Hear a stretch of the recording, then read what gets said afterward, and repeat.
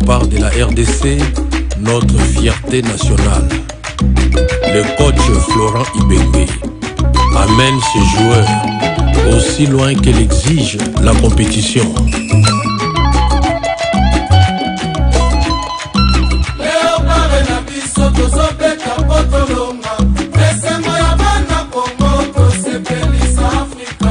Dieudonné Banze Lubunji.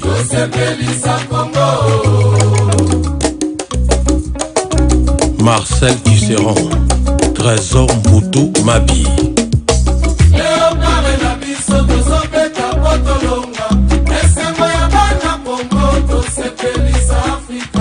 Jean-Marie Foum Baba Sabo.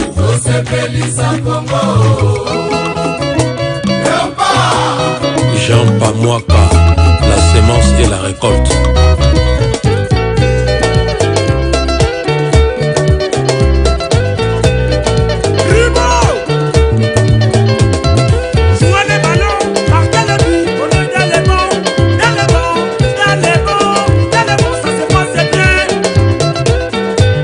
Caroulage, monsieur formidable. Les léopards sont aussi formidables. François Claude, Kaboulou, Mwana Kaboulou.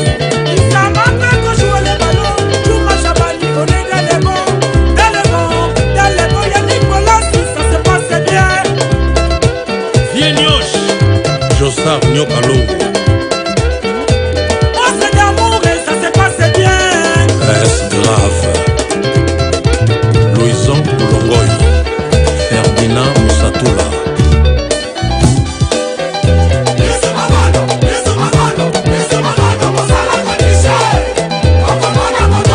Vidéo eza pasi po batiche.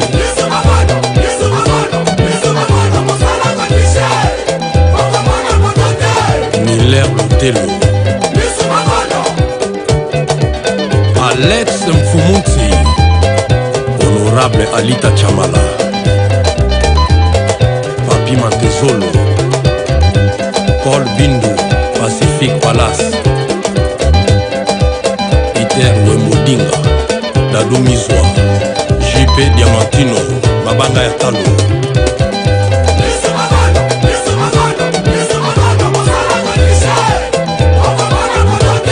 Parfait Mandanda.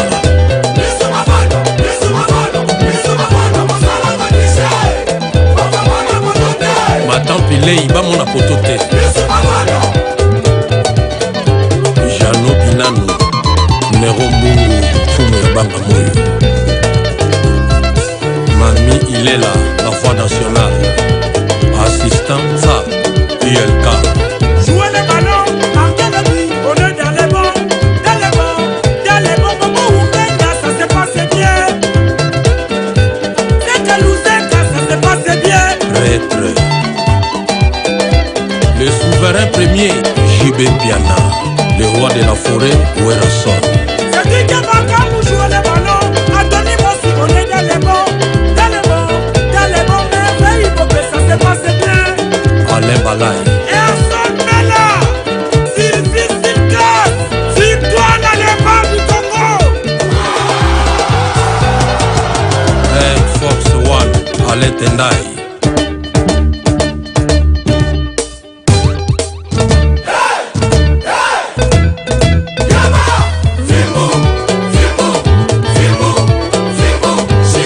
Kayembe Shentemba.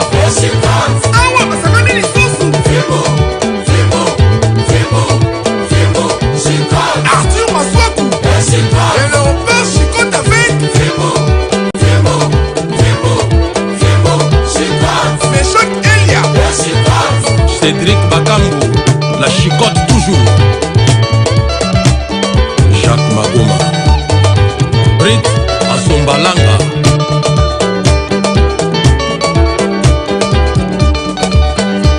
Lodingo da Matapilei Babeti.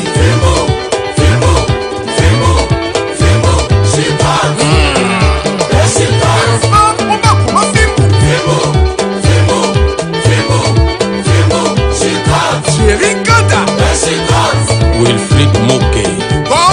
Congolais, tout est le bateau comme ça va le faire en abisso.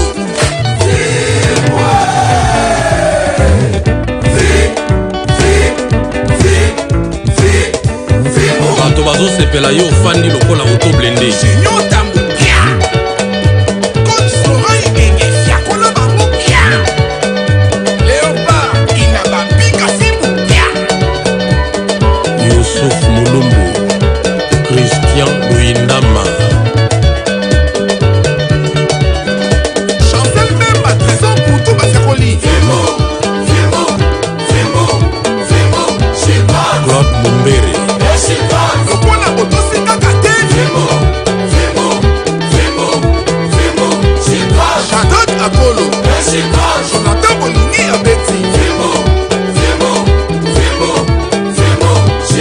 Albert Moyo, Paul José Pokou, Denis Kambaye, 100% patriote, Julie Kendardney, Ferdinand Massaka, Liberty Colito,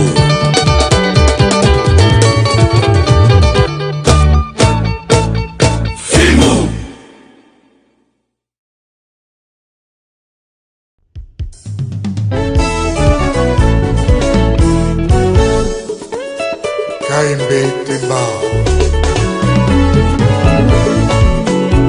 DJ Pan. Docteur Clément Gondé.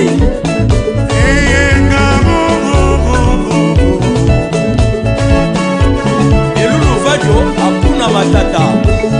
Yengai. Otobisa mibali na motema na yo. Sami Saxe. Ofinafina bango lokola 207. Moto na moto akita.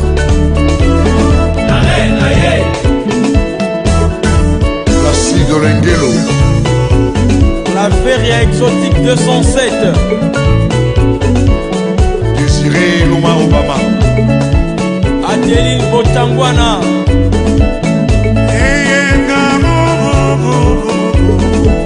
Idoviko Toka. DJ Catalyst. Serge Kema. Abembila. Aimé Catalyst. Eli Mukungu.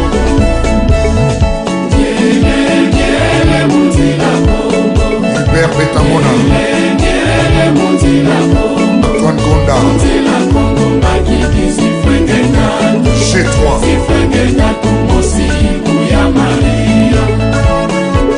Égide les Fers. Petit Cap. Dios Mena Sarkozy. Adios Alemba. Engakendaka prière. Telefone eleli na saka moninga. Enga banzi ali telefone na ye. Atala na saka oyo ye telefone ali te. Engakangi mame paster. Paster abanzi engazwi molimo te po asaka. Engabi paster. Papa na bana aza na ndako.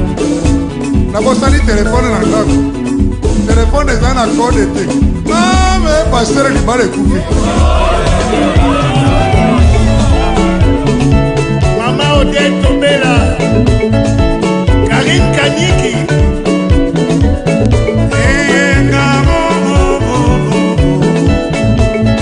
Agnès Touba, DJ Arnaud Technologie, DJ Piroger, Kaba Kabassou, Hippolyte Kabamba.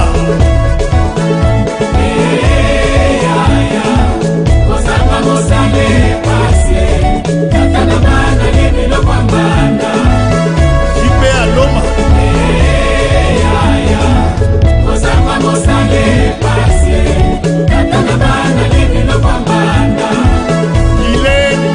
Gila Ande Yangeso. Amelia Umaye, Ignace Nyoka, Turine Mwala, Mathieu Mobindi, Nathan Nyoka, Israël Andoula, Rita Mbwabwa, Guy Mwala, Maman Germaine Balenza,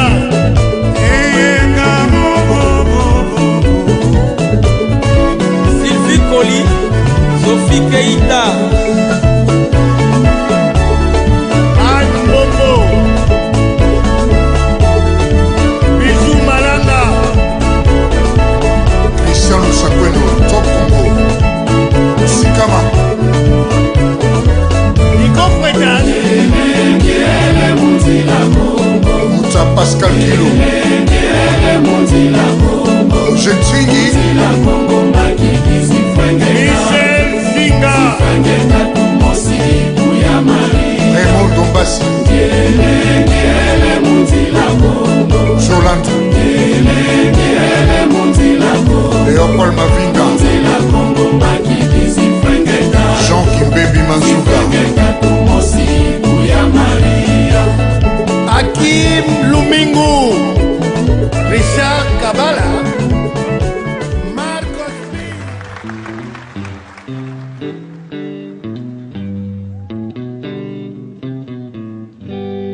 Awole wa ile baba wa owa chale mungu mo Afrika.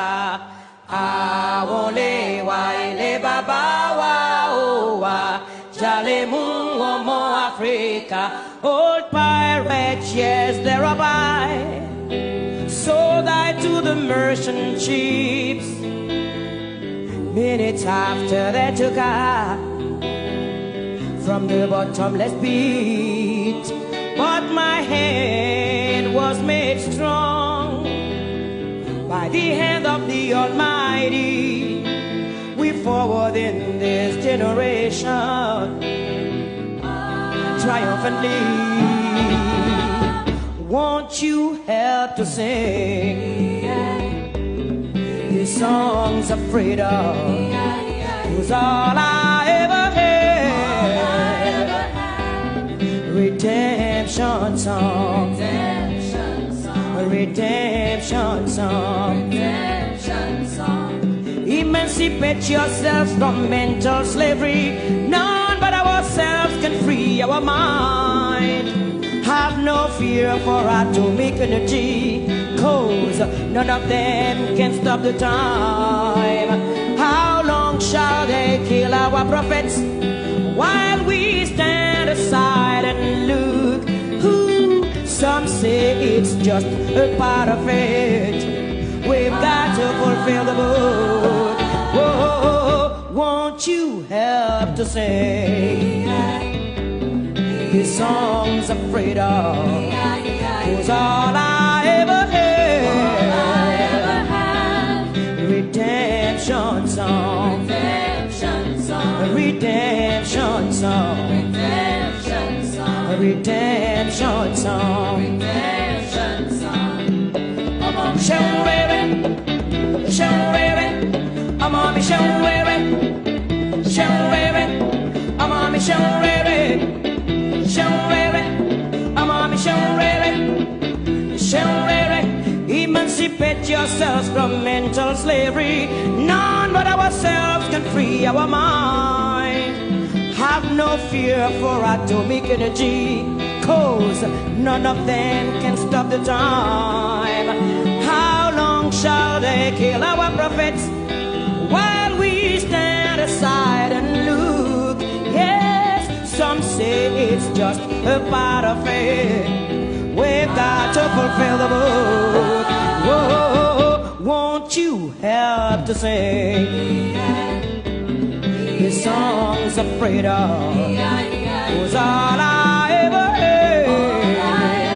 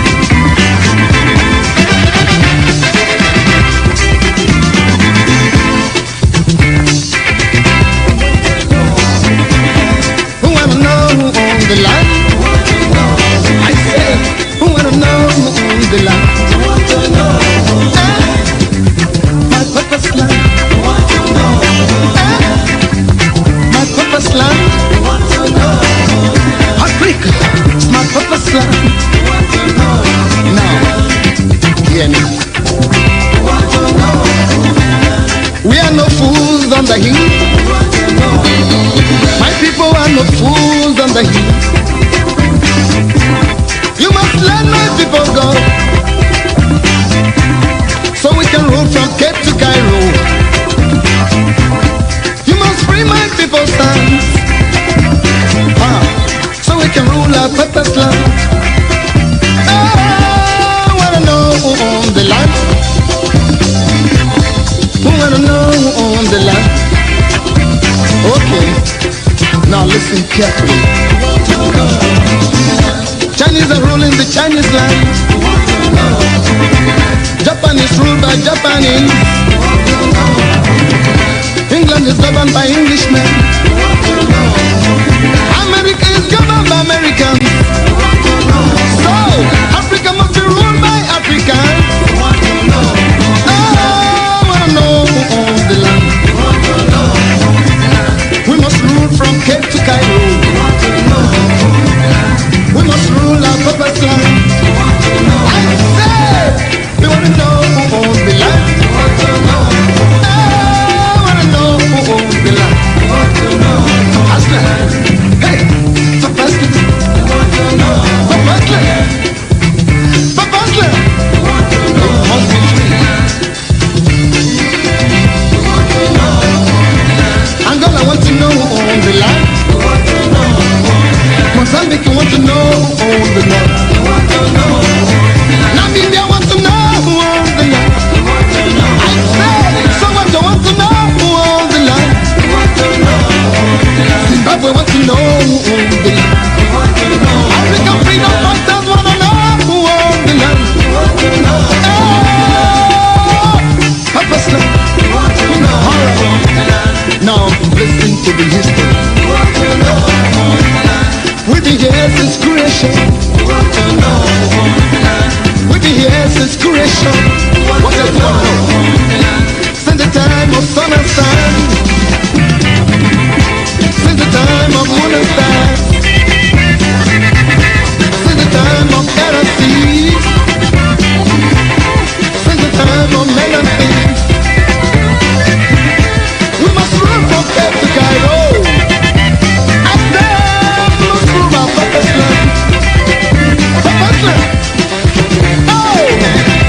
Okay, now I want to talk to my people.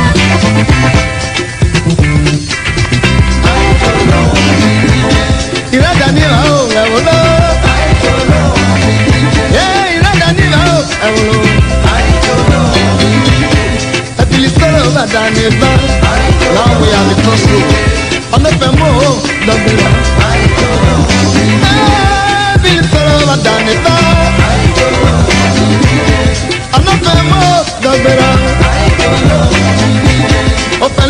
Gbera bàbá. Ó falẹ̀ mú jásù yàrá kan. Ó falẹ̀ mú sísá yàrá kan yẹ. Ìjọba omi ní ìjẹ. Tọ́lọ́rẹ́ omi ní ìjẹ. Òjẹ́ mẹ́rin ọ̀dẹ̀ máa bọ̀ kí sẹ́. Ó falẹ̀ mú òjẹ́ mẹ́rin ọ̀dẹ̀ máa bọ̀ kí sọ.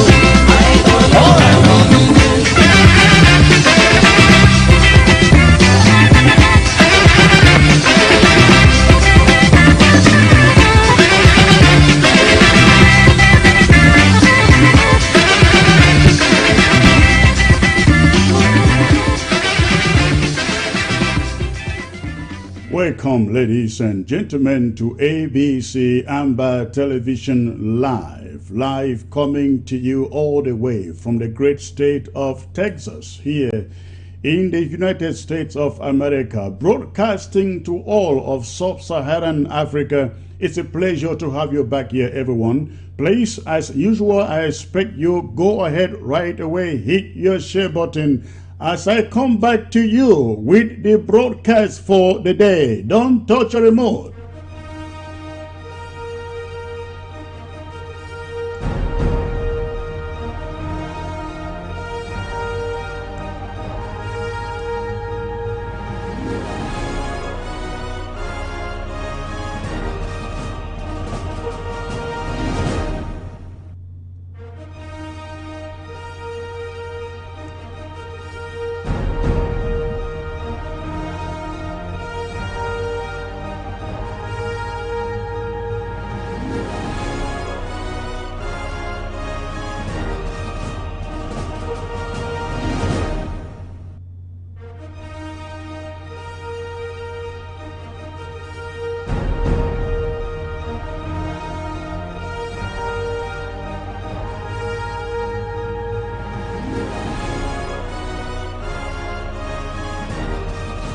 Please, I say you should remain on hold. Remain on hold. I will get you back. Remain on hold.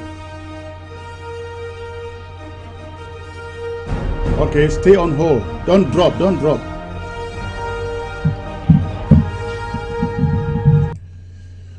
Welcome, ladies and gentlemen. It's a privilege to be back with you today. I am coming to you with a very, very exciting broadcast today. Today is May the 19th, May the 19th, in the year of our Lord, 2020. And tomorrow, for the past 60 years, ladies and gentlemen, supposed to be the day we all have food to go out and march and so-called celebrate a 20th May that was forced upon us all, Ambazonians. But thank God our eyes are now open and we have resolved to have nothing to do with French Cameroon's 20th May. And so today I have a very special panel that shall be discussing the subject of this 20th May that was forced upon us Ambazonians. You are going to enjoy the panel, I believe so, 100%. So please, as usual, what I'd like you to do is go straight to your share button, hit your share button. Let us get the platform populated immediately. In the next 3 minutes, let's get 700 people on this screen. Again, I have 3 people on the panel today. I don't want to disclose their identities yet. You will sit there and watch and enjoy. And I mean it. But before I get there, I just like to do some housekeeping before I take you into the discussion today. I want to thank all of Ground Zero. It was a wonderful shutdown today in all of Ambazonia. We saw the pictures, the videos coming in from Abakwa, and we saw the photos coming in also from Kumba, from Monyoka. It was great. The place, the communities were dead, shut down, and I want to appreciate every Ambazonian out there on Ground Zero for making this to happen. La République du Cameroon is jittery right now, ladies and gentlemen. They are very, very jittery in Yaoundé. They don't know what is coming their way. For the past 3 weeks, they thought they are now in charge. They thought they are regaining control. Let me send a message to them today, and I hope they hear me very, very clearly. They are not getting any control over Ambazonia, over the southern Cameroons. Never again will French Cameroon regain any form of control over the territory that we call today the Federal Republic of Ambazonia. And so that is a message we send to them by these shutdowns, the ghost towns and the ghost cities, and the cooperation and the collaboration of every Ambazonian on Ground Zero. Thank you very, very much on behalf of your interim government. I'd like to appreciate you. Besides that, we have also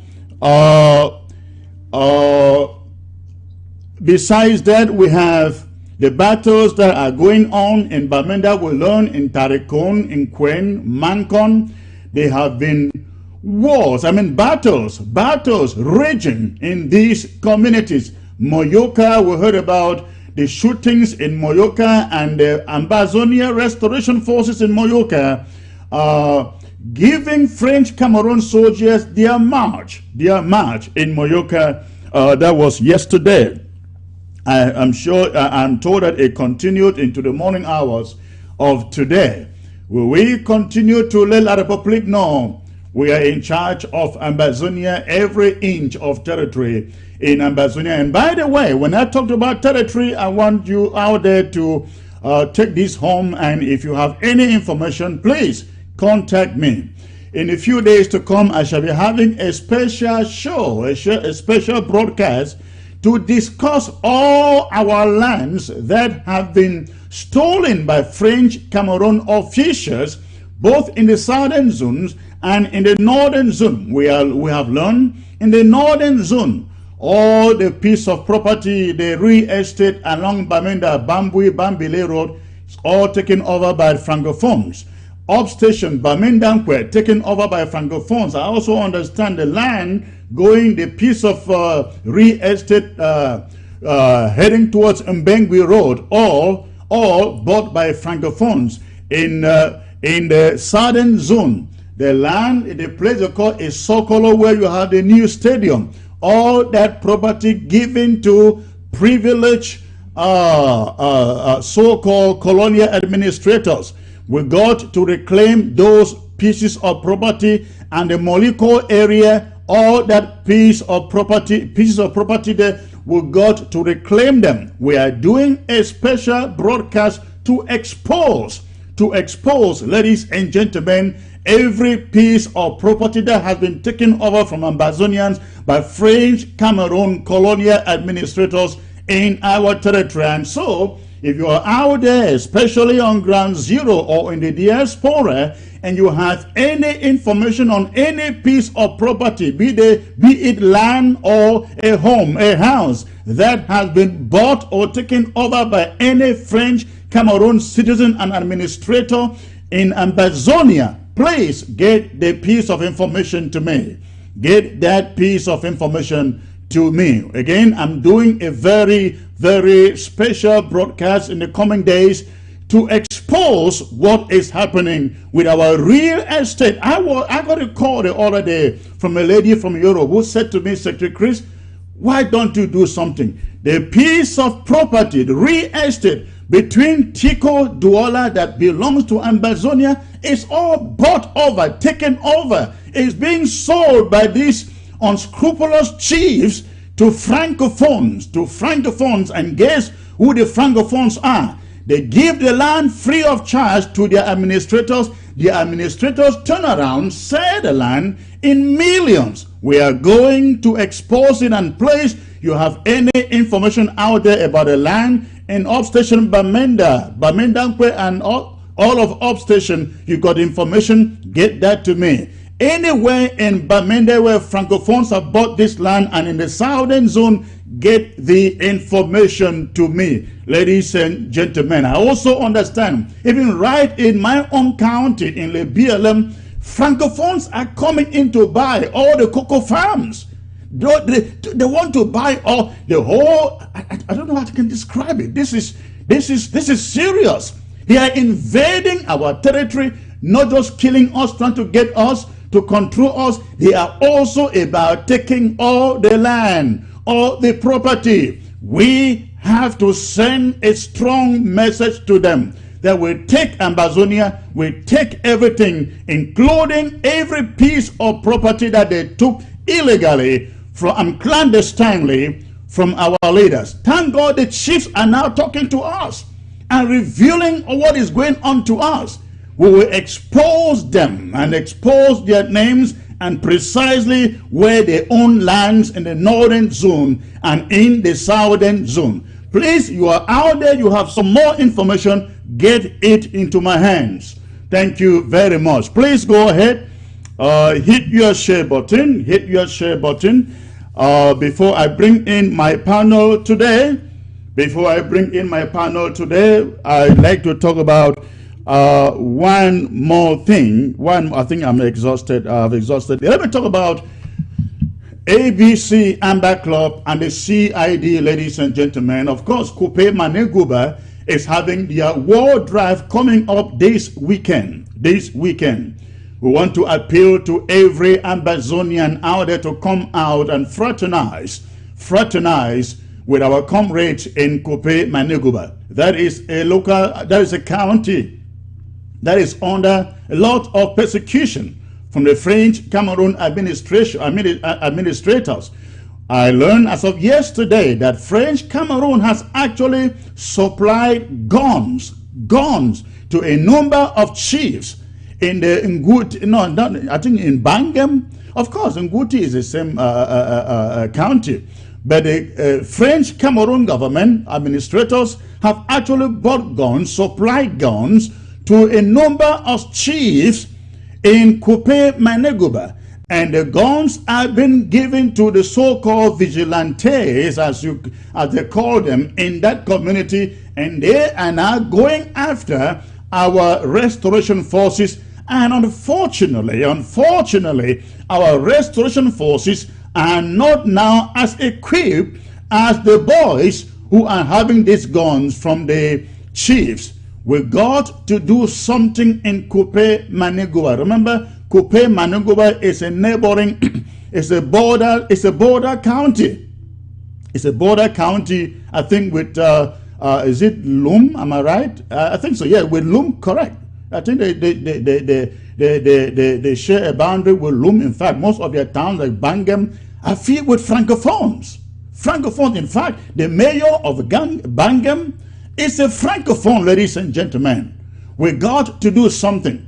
We need to step out this weekend in our numbers. Forget where you come from. Forget whether you are from Mezam, from Menchum, from Lebialem, from Fako. We all need to step out to show solidarity with the Kupe Maneguba, to support them so they can equip those boys to stand and be able to reclaim, take back Bangam, Kupe Maneguba from our colonizers, the invaders. We need to do that. So this weekend is Kupe Maneguba's drive. Let us come out in our numbers. All right, I understand the links are circulating out there. I have my correspondent in Bamenda who is coming to update us on what has been going on in Bamenda in the past days. But for the moment, I just want to remind all of you out there that we are still recruiting for Amber ABC Club. We are still recruiting for the club. If you are not yet a registered member of the club, please get to the website www.abcambertv.org www.abcambertv.org. Get on the website, ladies and gentlemen. Subscribe. It will cost you only $10 a month to be part of this wonderful, wonderful enterprise that the interim government is putting up here in the name of ABC. We want ABC to eventually become the BBC of Africa, the radio #1 of Africa. I don't know whether that radio still exists. When I was young, we used to, every 1 p.m. or every top of the hour, we hear radio #1. I think it was broadcast from Gabon or so. And it was a very popular radio. Ladies and gentlemen, a lot is happening in Africa. Unfortunately, the international media that the rest of us depend on, the CNN, the BBC, the Al Jazeera, the France 24, and so on and so on. They will not report the African story. No, they don't. They will not report the African story. Look at what is happening in Madagascar. You don't see it on Fox News. You don't see it on CNN. You don't see it on MSNBC, not on BBC, not on Deutsche Welle. You don't see it there. We, Africa, ladies and gentlemen, have to push Africa. In the coming days, ladies and gentlemen, I shall be having the communication minister from Madagascar on ABC, maybe tomorrow. But this is what ABC is all about. It is all about Africa. Not just about Amazonia, it is all about Africa, and we are looking to the day that ABC will be quoted from every nook and cranny of Africa as Africa #1 television. That will happen. But before that will happen, please, I am appealing to all of you out there who have not yet subscribed to ABC Amber Club. Please go to the website abcambertv.org and please hit the contribution button. You can do a one-time donation. If you don't want to subscribe for a whole year, you can do a one-time donation. Just get to the website. You will see the club banner. Click on the club banner. It takes you to the page and you do your subscription. If you don't want to do a subscription, a monthly subscription, you want to do a one-time donation, get to the website, and you will see on the menu bar, on the top menu bar, you will see a donation button. Hit on that, it will take you to the page where you can do a one-time donation. So please, thank you. Let us make ABC great. I hope you heard me. Yes, let all of us, it doesn't matter whether you are from Ambazonia or not, you are African, please, this is about all of us. Let's make ABC great. Get to the website, do so right now. And of course, I won't forget the CID, compulsory independence dues. This is, as the name implies, it is compulsory. Very, very compulsory for every Ambazonian who cherish this struggle and our independence to please get on the website, cid.ambacitizens,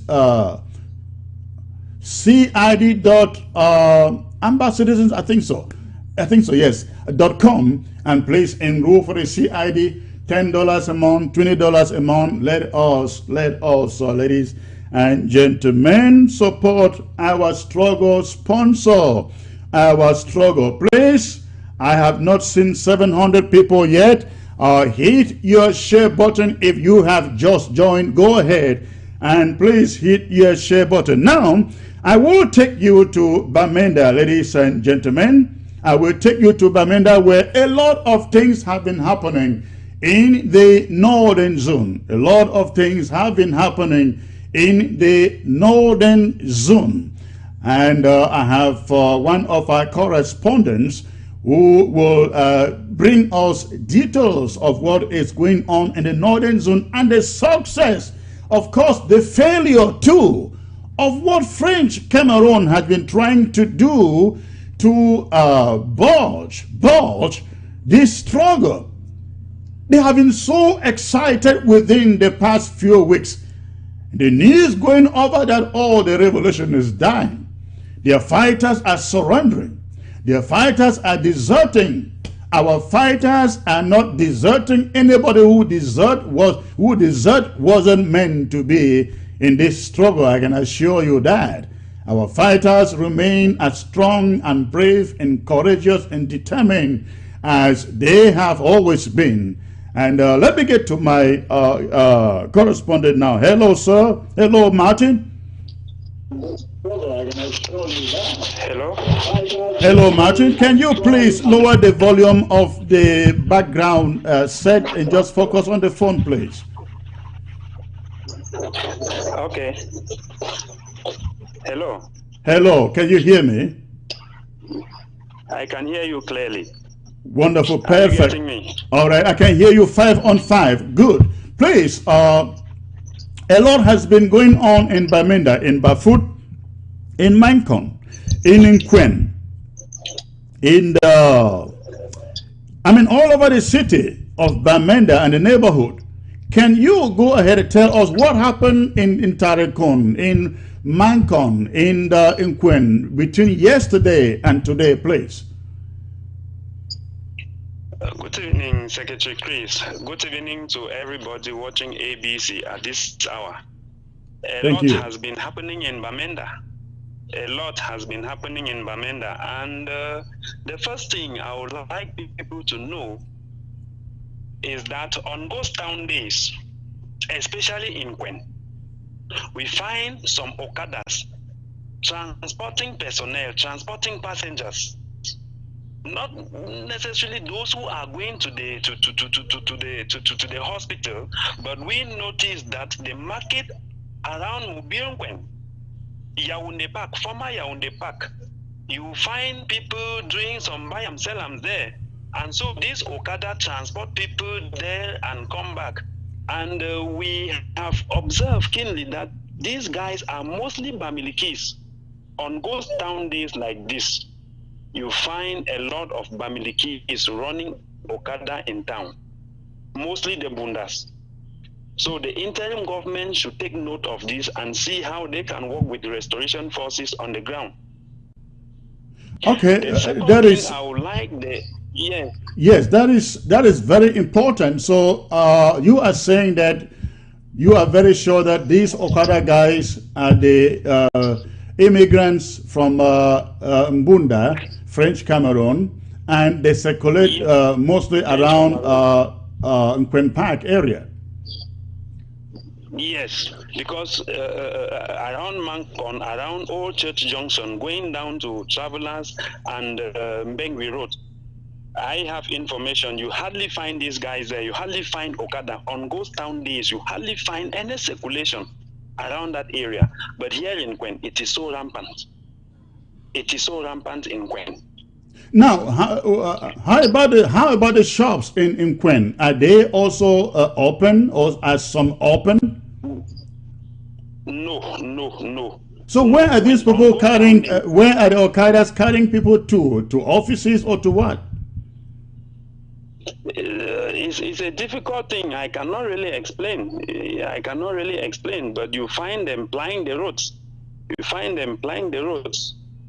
Is it also not possible that some of these Okada riders are military men in civil? It is very, very possible, because the regime is doing everything to kill ghost towns in Bamenda. They know Bamenda is the heart of the revolution. So according to them, if ghost towns die in Bamenda, then they have conquered the show. Now, this unelected mayor I don't know whether it's mayor of Bamenda 2 or what, I think so.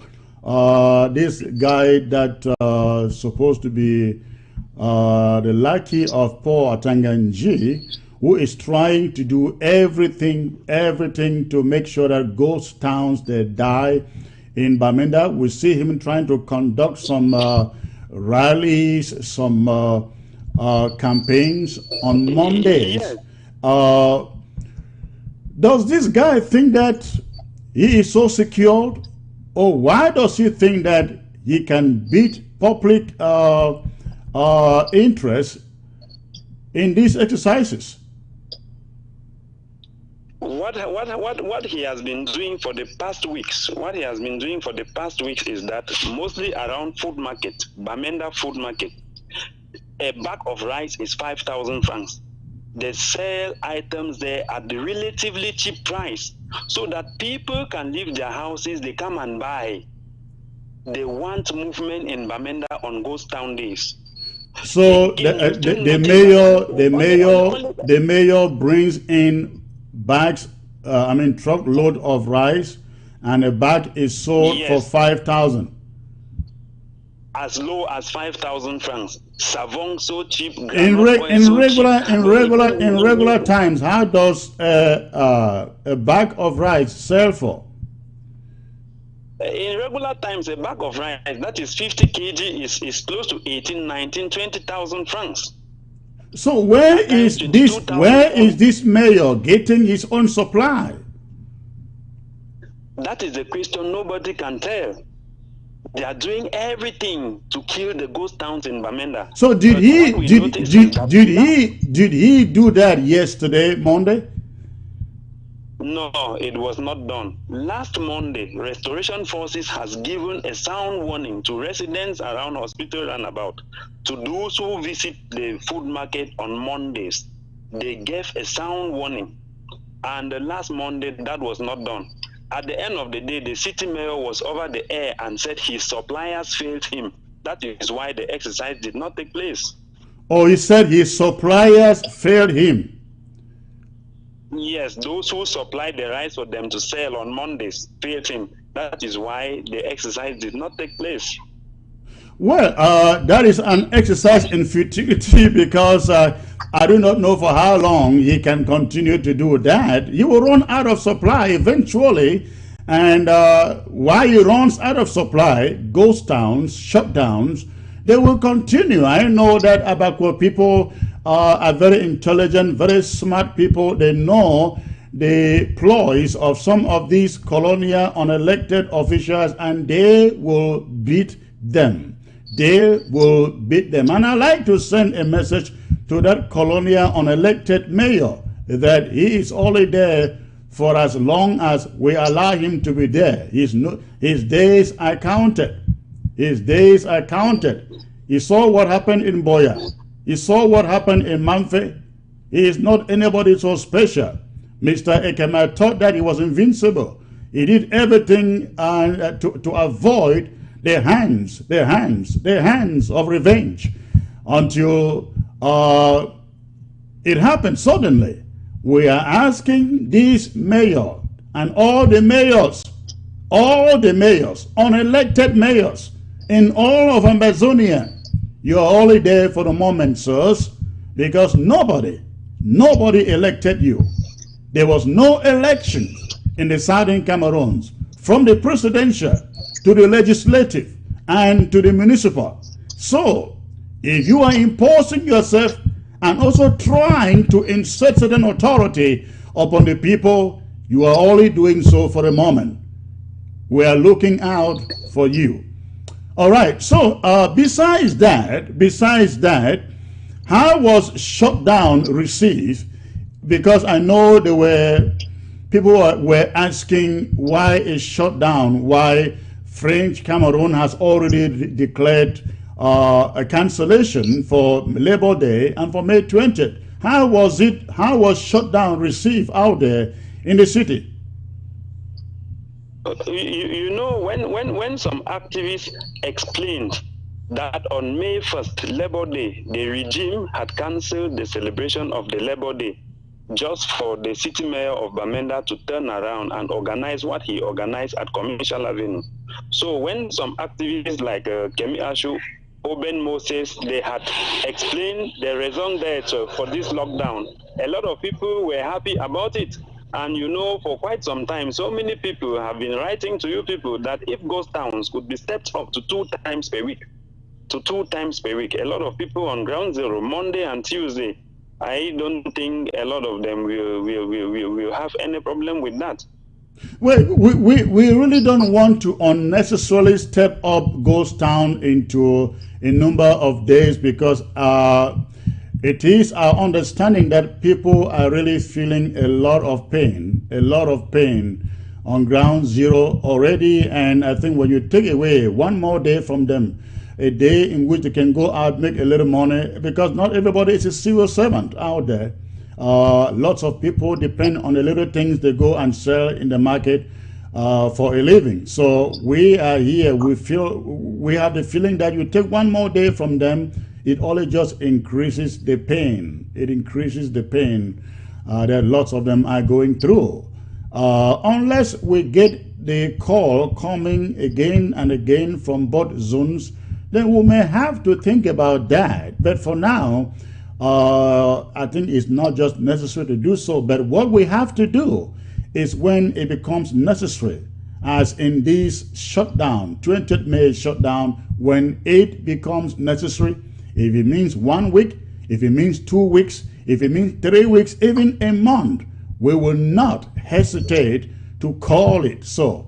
So our appeal to everyone on Ground Zero is to understand us. We do not want unnecessary lockdown and ghost town that add to the suffering of our people on the ground. We will only call shutdowns and lockdowns or ghost towns when it becomes necessary, and we expect that you understand and you see with us and know where we are coming from. One thing we propose that the interim government should do is, on ghost town days like this, images from Kumba showing lockdown, images from Manfe showing lockdown should be broadcasted over ABC, because the regime in Yaoundé is saying Southwesterners no longer respect lockdown. It is only the people in Bamenda. It is only the people in Bamenda, giving the impression that only Bamenda people are respecting lockdown, that the Southwesterners are no longer in that your revolution.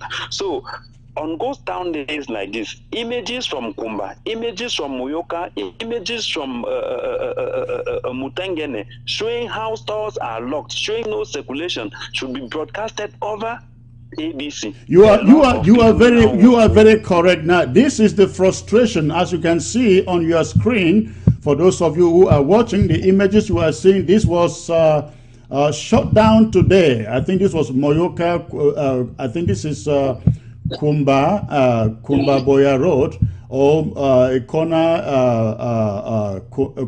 Boya Road.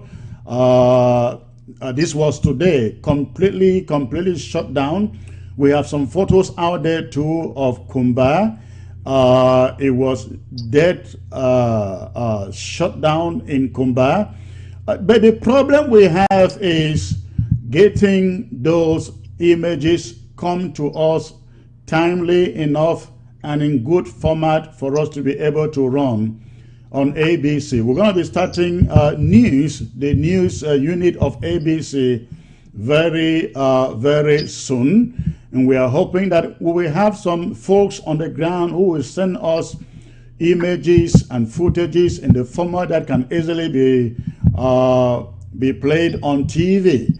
That way we can do exactly what you are suggesting. But yes, you are very correct. We are working on that. We will try to do that. The next point I would like the IG to know is Brazzaville's drinks are back to normal in Bamenda. Okay. Everywhere they sell Brazzaville's drinks. Everywhere they sell Brazzaville's drinks. I think two weeks ago, when military invaded Bafut, a local government area, and it was alleged that one famous general Alaji, was killed. Yes. What happened?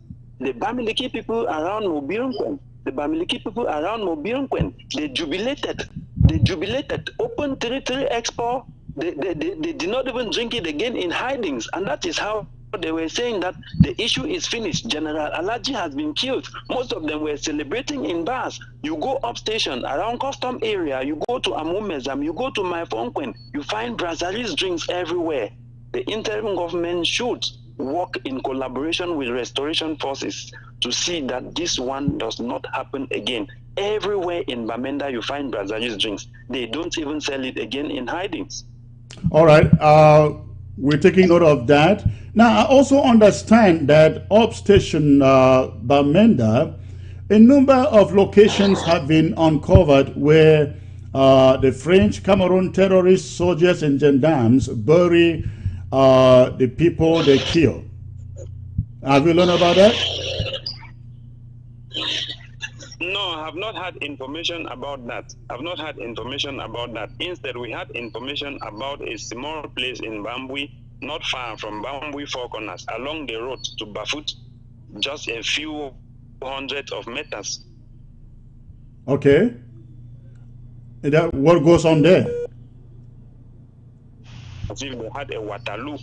It might be in Bello or in Bafut. And on their own Four Corners, they started shooting in air just to disperse the population. And they just went and dug a mass grave there and laid the corpses. That one was uncovered. If it is Bamenda Up Station, I have no idea. All right. Listen, thanks a lot, Martin. I'll be getting back to you for subsequent for subsequent broadcasts. I just want you to please stay safe, and we will talk again. Yes, before we stop our communication, I would like you to know about you find a lot of black legs in the city of Bamenda. A lot of black legs. If restoration forces can fish them out, it's really going to help the population a lot. Well, yesterday, I was warning yesterday in the broadcast of yesterday that any black leg that is caught,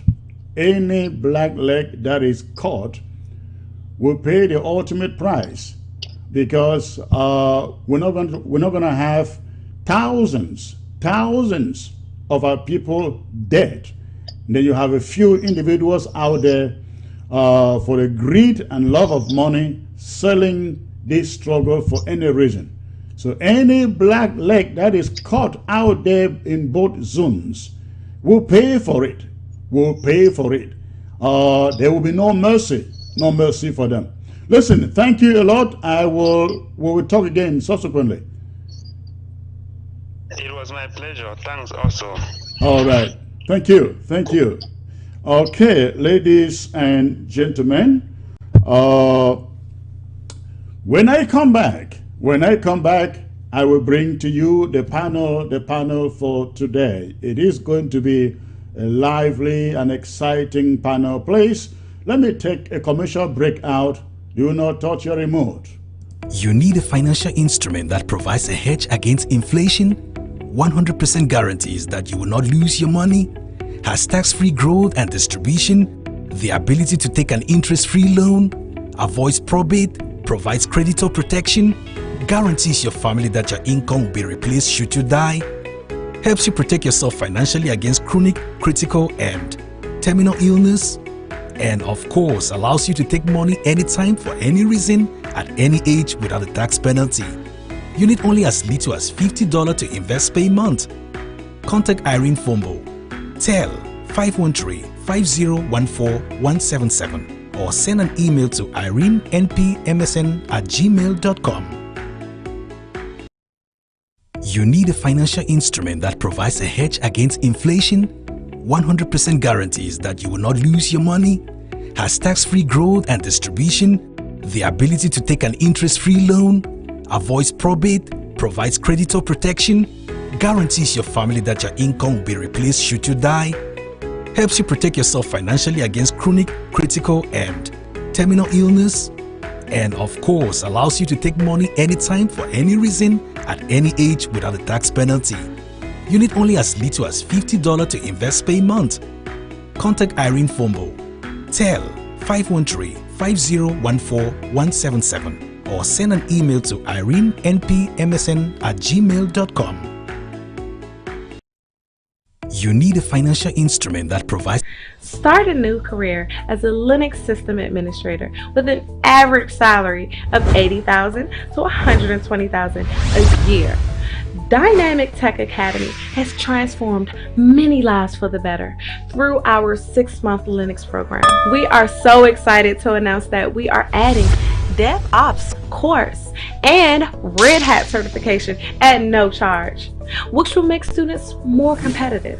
Over 80% of our students have no prior IT background, yet vast majority of alumni land jobs in 3 to 6 months after they start applying. Our ultimate goal is to reach 100% student employment. So we work with every student until he or she gets a job. Upon successful completion of the course, we will provide resume building, interview preparation, and job placement assistance. With the Linux course, you get more than 300 hours of in-depth training, and you get to learn from experienced instructors. By the end of the program, our students can be Red Hat certified if they choose. Our alumni work in companies, both government and private companies in the USA, Canada, and even Europe. Want to learn more about the program? You can contact us at info@dynamicdmv.com, or you can call us at 240-604-9505, or you can call us at 240-423-7865. And you can also visit us at www.dynamictechdmv.com. If you are interested in online classes, please register on our website. That's once again www.dynamictechdmv.com.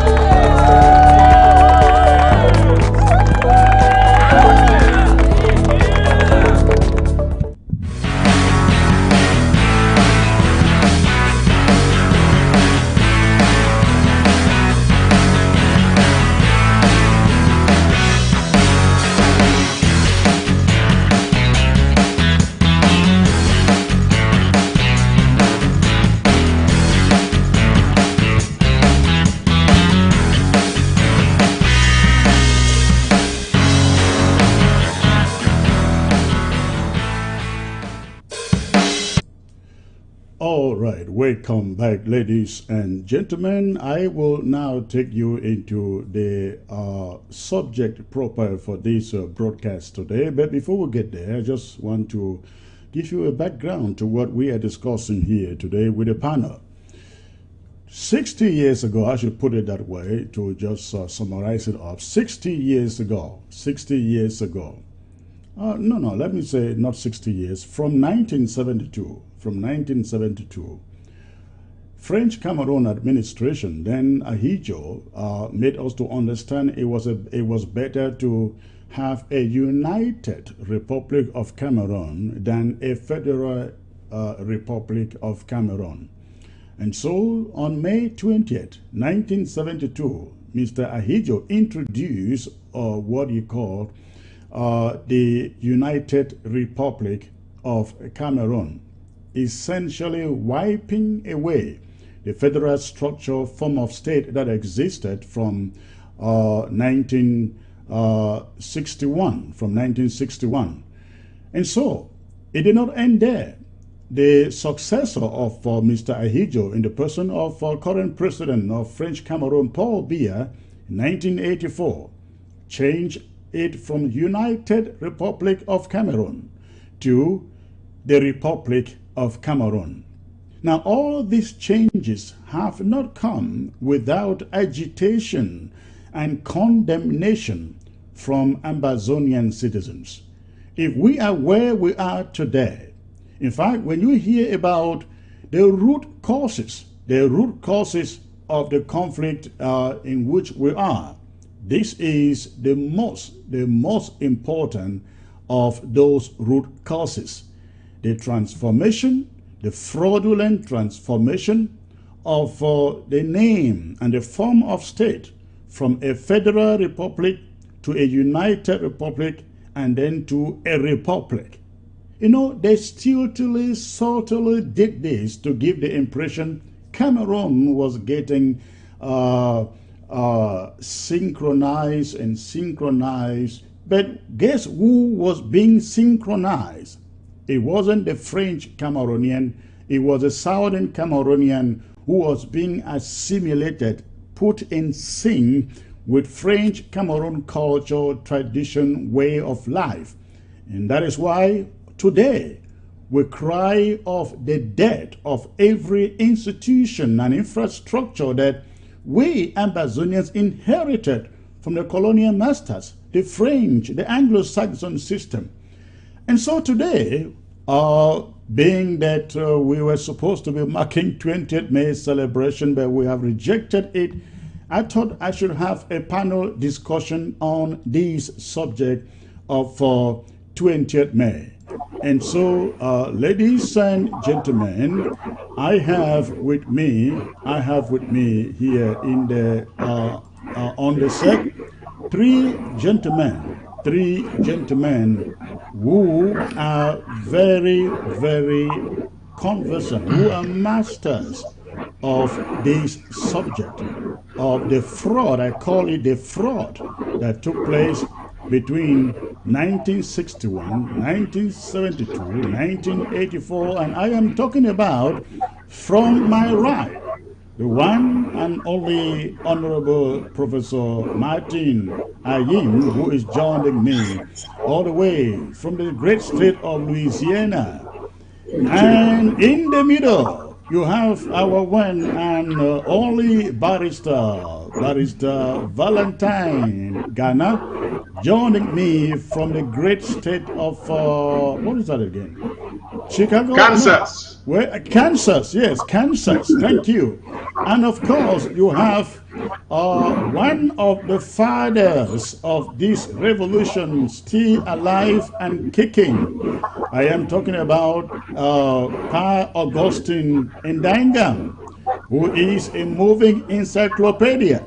Ladies and gentlemen, in this struggle, I am happy, I am excited to have all of you here I want to believe that Ambazonians are going to learn a great lesson from all of you who know the history, the background of what we call the root causes of this revolution. Thank you for joining the show, sir. Prof. Ayim, let me start with you, sir. Prof. Ayim, ladies and gentlemen, equally is the Secretary of State for Foreign Affairs for the federal government of Ambazonia. So, Prof. Ayim, I would like to start with you, sir. You have been around for a long time, just like Pa Augustine and Dangam, almost, not the same, but almost. Ghana and myself are still novices, I guess, compared to Pa and Dangam. So, let me start with you, Prof. Ayim. We are talking about what I have described on your screen as the fraud from the Federal Republic to the Republic. We were never consulted. We never endorsed it. Can you take us through some of the frustration that Ambazonians have had to go through under these changes, please? Thank you very much, Secretary Chris. Thank you for giving me or for inviting me to your show today. And I want to take off first by recognizing and showing my appreciation and respect for GZ, Ground Zero fighters and heroes and heroines of this struggle. And I would invite people to have a minute of silence. For our prisoners of conscience, for our refugees, internally displaced persons, for the bereaved families, and for all who have lost their lives because of this senseless war. Please, just a minute of silence for them. I honor them a lot. Thank you.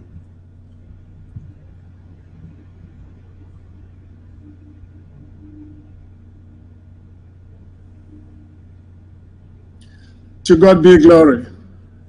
Amen. It is also a singular pleasure to be side by side with the national chairman of SCAPO, my boss. Of course, I subscribe to the philosophy of SCAPO, and I'm really honored to be side by side with him. I know he is our encyclopedia, and I know he's going to tell us more specifics. Listen, people, this 20th May thing will be recognized and always remembered as the day when a referendum was conducted and the two answers were yes and we. For those who understand French, yes and we means yes. So, yes and yes. Prof. Ayim, hold on there a second, please. If I may ask, how old were you when this referendum took place? I was born in 53, and if you can do the maths, and 72, I just finished from bilingual grammar school, Yaoundé. I was in Bamenda, teaching at Longla, playing also with the PWD Social Club.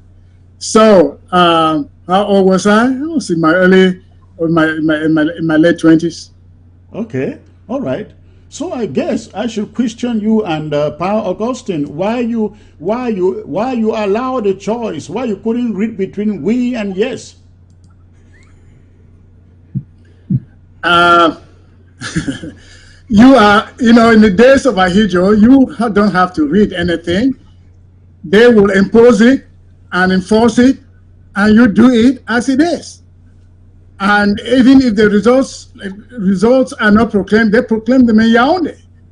It's not like even these days that people can have the chance to react. But in those days, it was just one party thing, and it was just going to be executed as said.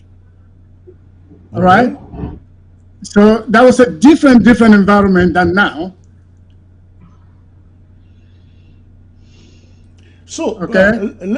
Thank you. Let me get to Pa Augustine there. Please, can you tell us what transpired between 1961 and 1972 before Ahidjo decided to change the name, the title, Federal Republic to United Republic. Can you tell us what, briefly, you don't need to go into all the details, so we'll save some time and talk other issues, but tell us what transpired between 1961 and 1972 that led to Ahidjo changing from the appellation Federal Republic to United Republic. Thank you very much, Chris. And I want to thank Dr. Ayim for his introductory remarks. I very much associate myself with the idea that we pay homage to those who have left this world because of our struggle. Thank you very much, Professor Ayim. And I want to tell Chris and particularly our compatriots that by God's grace, I participated not just in the 1972 referendum. I actually participated in the United Nations plebiscite and officiated. I served in that plebiscite in the Mezam West, and I can go into details of what happened, but the point is 72. I think that Chris has hit the nail, the most important nail on the head, by saying that this was a fraudulent act. So what I can say that happened between 1961 and 72 is the scheming for fraud. I want to elaborate on that. As I told you when you contacted me, Chris, about an hour ago, if we are speaking anything about our country, I don't need to prepare. So I accepted to join the panel at this late hour. If I knew we were going to ask details like this, I would have prepared. And when you talk of fraud, and I use the word fraud, I show the evidence. I show the proof. But I heard of this panel discussion only about an hour ago. Let me hit on that word fraud, because we should not throw words around irresponsibly. There are two ways in which, as an Anglophone, I'm speaking from the standpoint of a Southern Cameroonian, we say it was fraud on two counts. One is that before the plebiscite, the agreement between the two states, between Southern Cameroon and the Republic of Cameroon, was that we were going to build a federation of two states, and both states will be on equal basis. That is, two states, both states equal in status. It was not going to be one state being the provinces of another. That agreement is the first thing that when we talk about fraud, you want to change that agreement, we should sit down and talk. You shouldn't impose it. So, talking from the standpoint of Southern Cameroon, this was the agreement between the two states. The second thing that we should say that this was a fraud is, by the time we came into union with the Republic of Cameroon, we knew the statistics, the demographic statistics. We knew that we were 1/4 of their population. They had more people than us. That was a fact. We didn't dispute it. So if you came to saying we should do something to change the form of state, and then you use your population superiority to impose that idea of yours, that is fraud. You knew that you have more people. And then in the plebiscite, it was Southern Cameroon alone that voted to join the Republic of Cameroon. Southern Cameroon, with its population at that time, was 1/4 of yours. They voted alone. Now you want to change that form of state, you come with your own superior population and use that superior population. That was fraud. And the most important point in the fraud is what happened with the point that Professor Ayim started with. That is, you make an election and the government itself makes prints ballot papers, which if I knew maybe a few days earlier, I could make research and produce a photocopy of that ballot paper and show our people that the ballot paper that was used, the population was voters, were supposed to answer the question, do you approve of changing the form of state from a federation into a unitary state?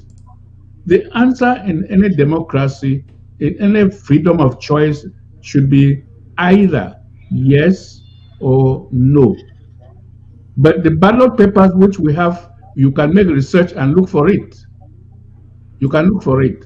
The ballot paper, as Professor Ayim pointed out, was marked yes or we. So all those who voted in that plebiscite were voting between yes and yes in English, or if you are using the language on the ballot paper, yes and we. That is fraud by the state.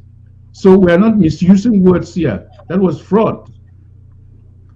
So what happened between... We all agree it was fraud, but the question, that this generation continues to ask is, how come intelligent people like you did not fight that fraud? You let it happen. Yes. No, I can tell you that.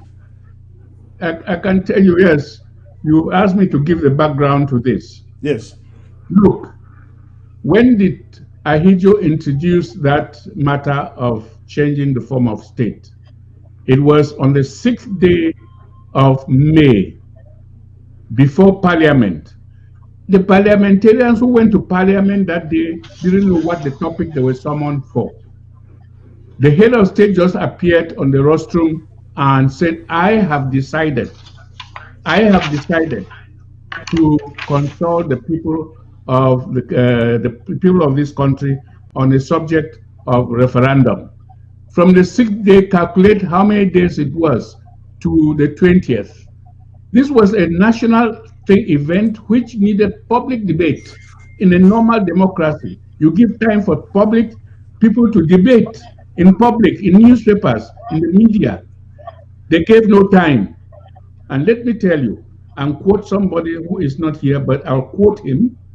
And I believe, from my faith and the way I was brought up, not to tell a lie because the person is dead.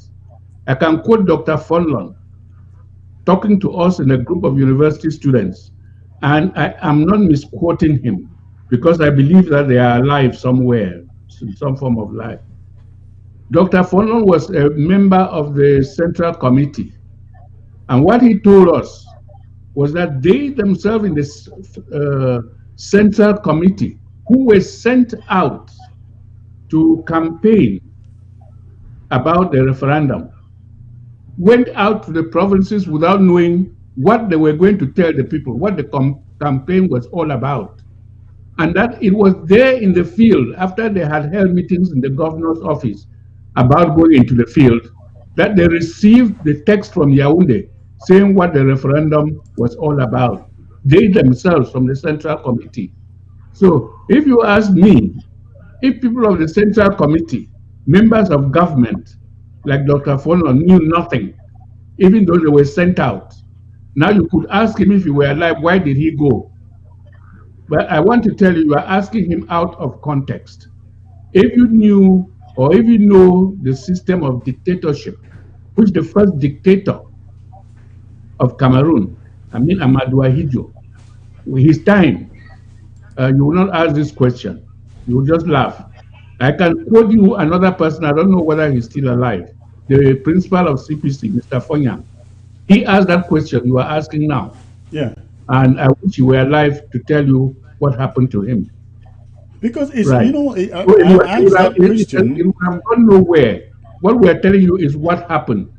Ahidjo made that speech. He gave no room for debate, and people were forced to go and vote. And on the following day after the voting, the result was known. The result, if you read that, it was the people of Cameroon chose 99.9% to change the form of state. And you may ask, why did they accept that percentage? The head of state said it, and that is all. You say nothing. Did Foncha, I mean, yes, Foncha is not here.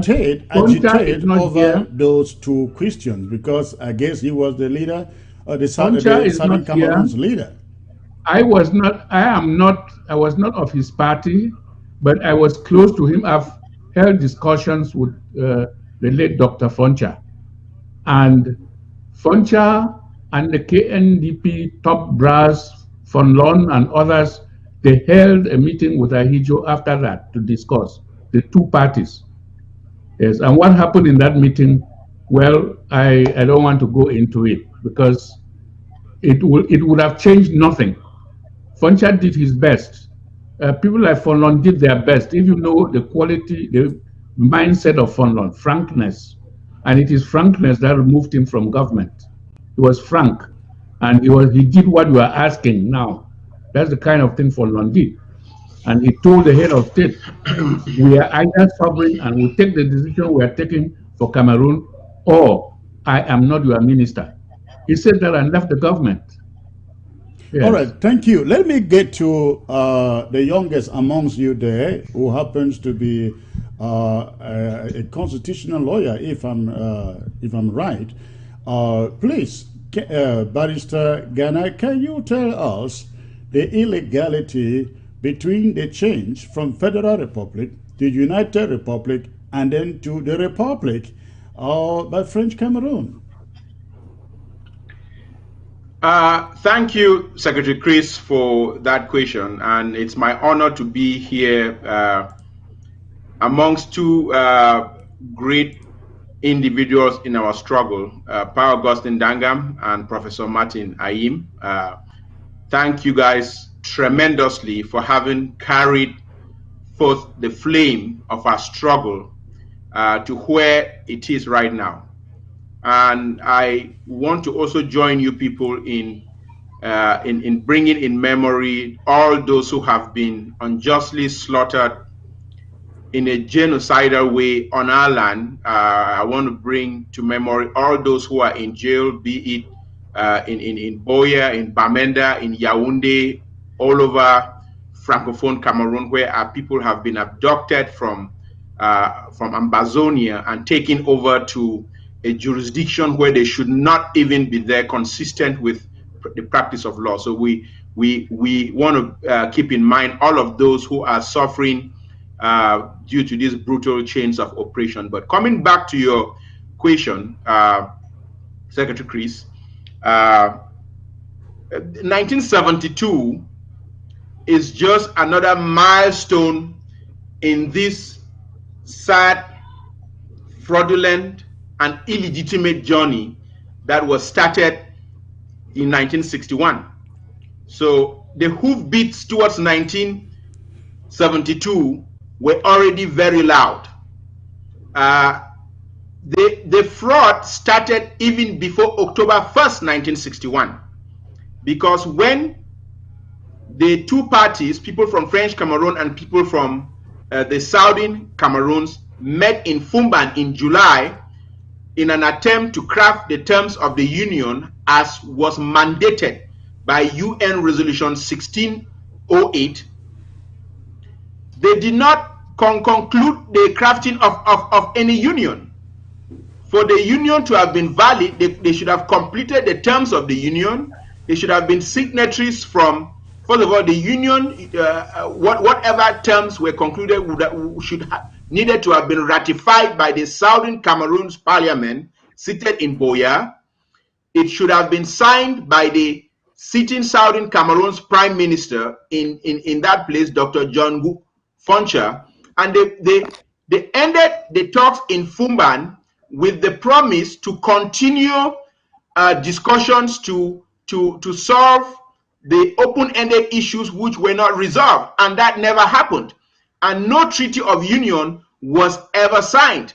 And so that fraud started itself even before Fumban, continued in Fumban, and then the fraud proceeds to the British needing to have handed over power to the executive authority of the Southern Cameroons to get into this union. But the British here handed power to Amadou Ahidjo, who was the president of a foreign country.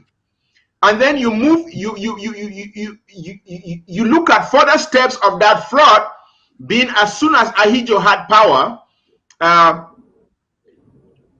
coercing political parties in the Southern Cameroons to merge. By 1966, most of the parties had either merged or were dissolved. The fraud continues in 1968 when Estimona is sent to arbitrarily and against the law and against the constitution replace Honorable Augustine Ngom-Bobejua, who was the legitimately elected Prime Minister of the Southern Cameroons. So by the time we get to 1972, it was just fraud that was being perfected, and the fraud will not stand. The international community has said the fraud will not stand. We have to get back into negotiations. And again, to further shine some light on this fraud, I know you asked Pa Augustine Dangam a question, and you asked the same question to Professor Martin Ayim, that how did you guys not resist? What, you know, in law, any contract you enter with another party that is coercive is null and void. I cannot come kidnap your son and have him sign contracts to hand over certain goods and services and hold your son responsible. It's null and void because the contract itself is coercive.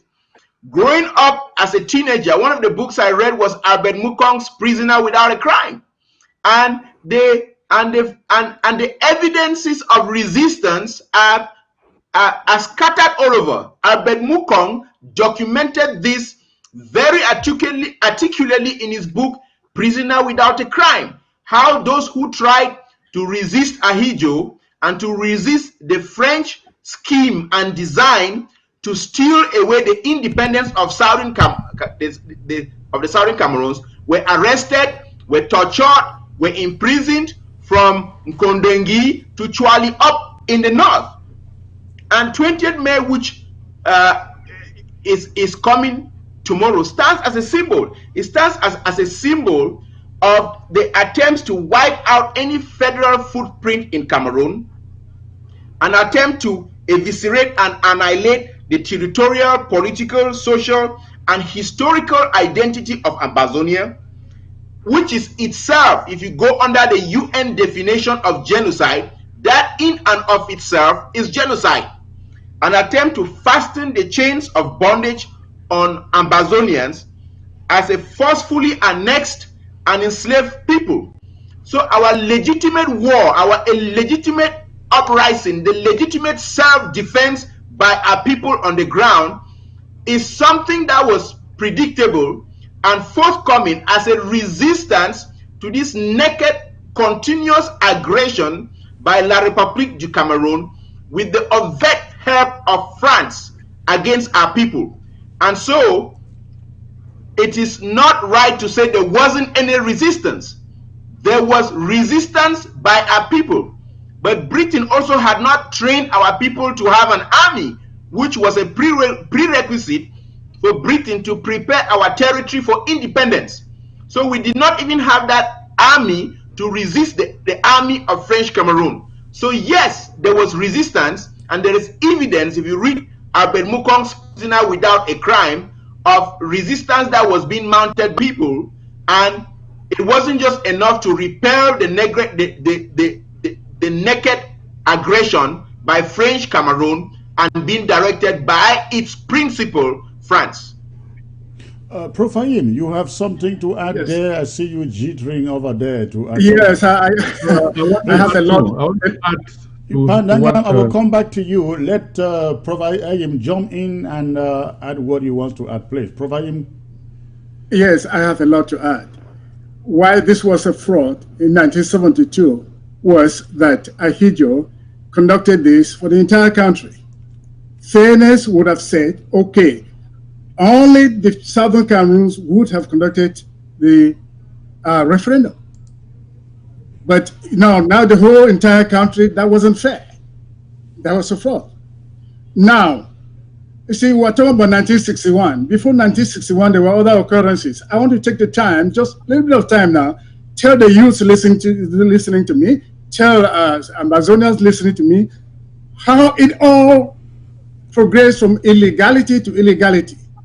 Listen, in 1946, the UN Trusteeship Agreement handed the British Cameroon's territory to UK to prepare it towards unconditional independence according to UN Article 76B. So the entire territory of the British Cameroons as a trust territory should have been prepared to independence.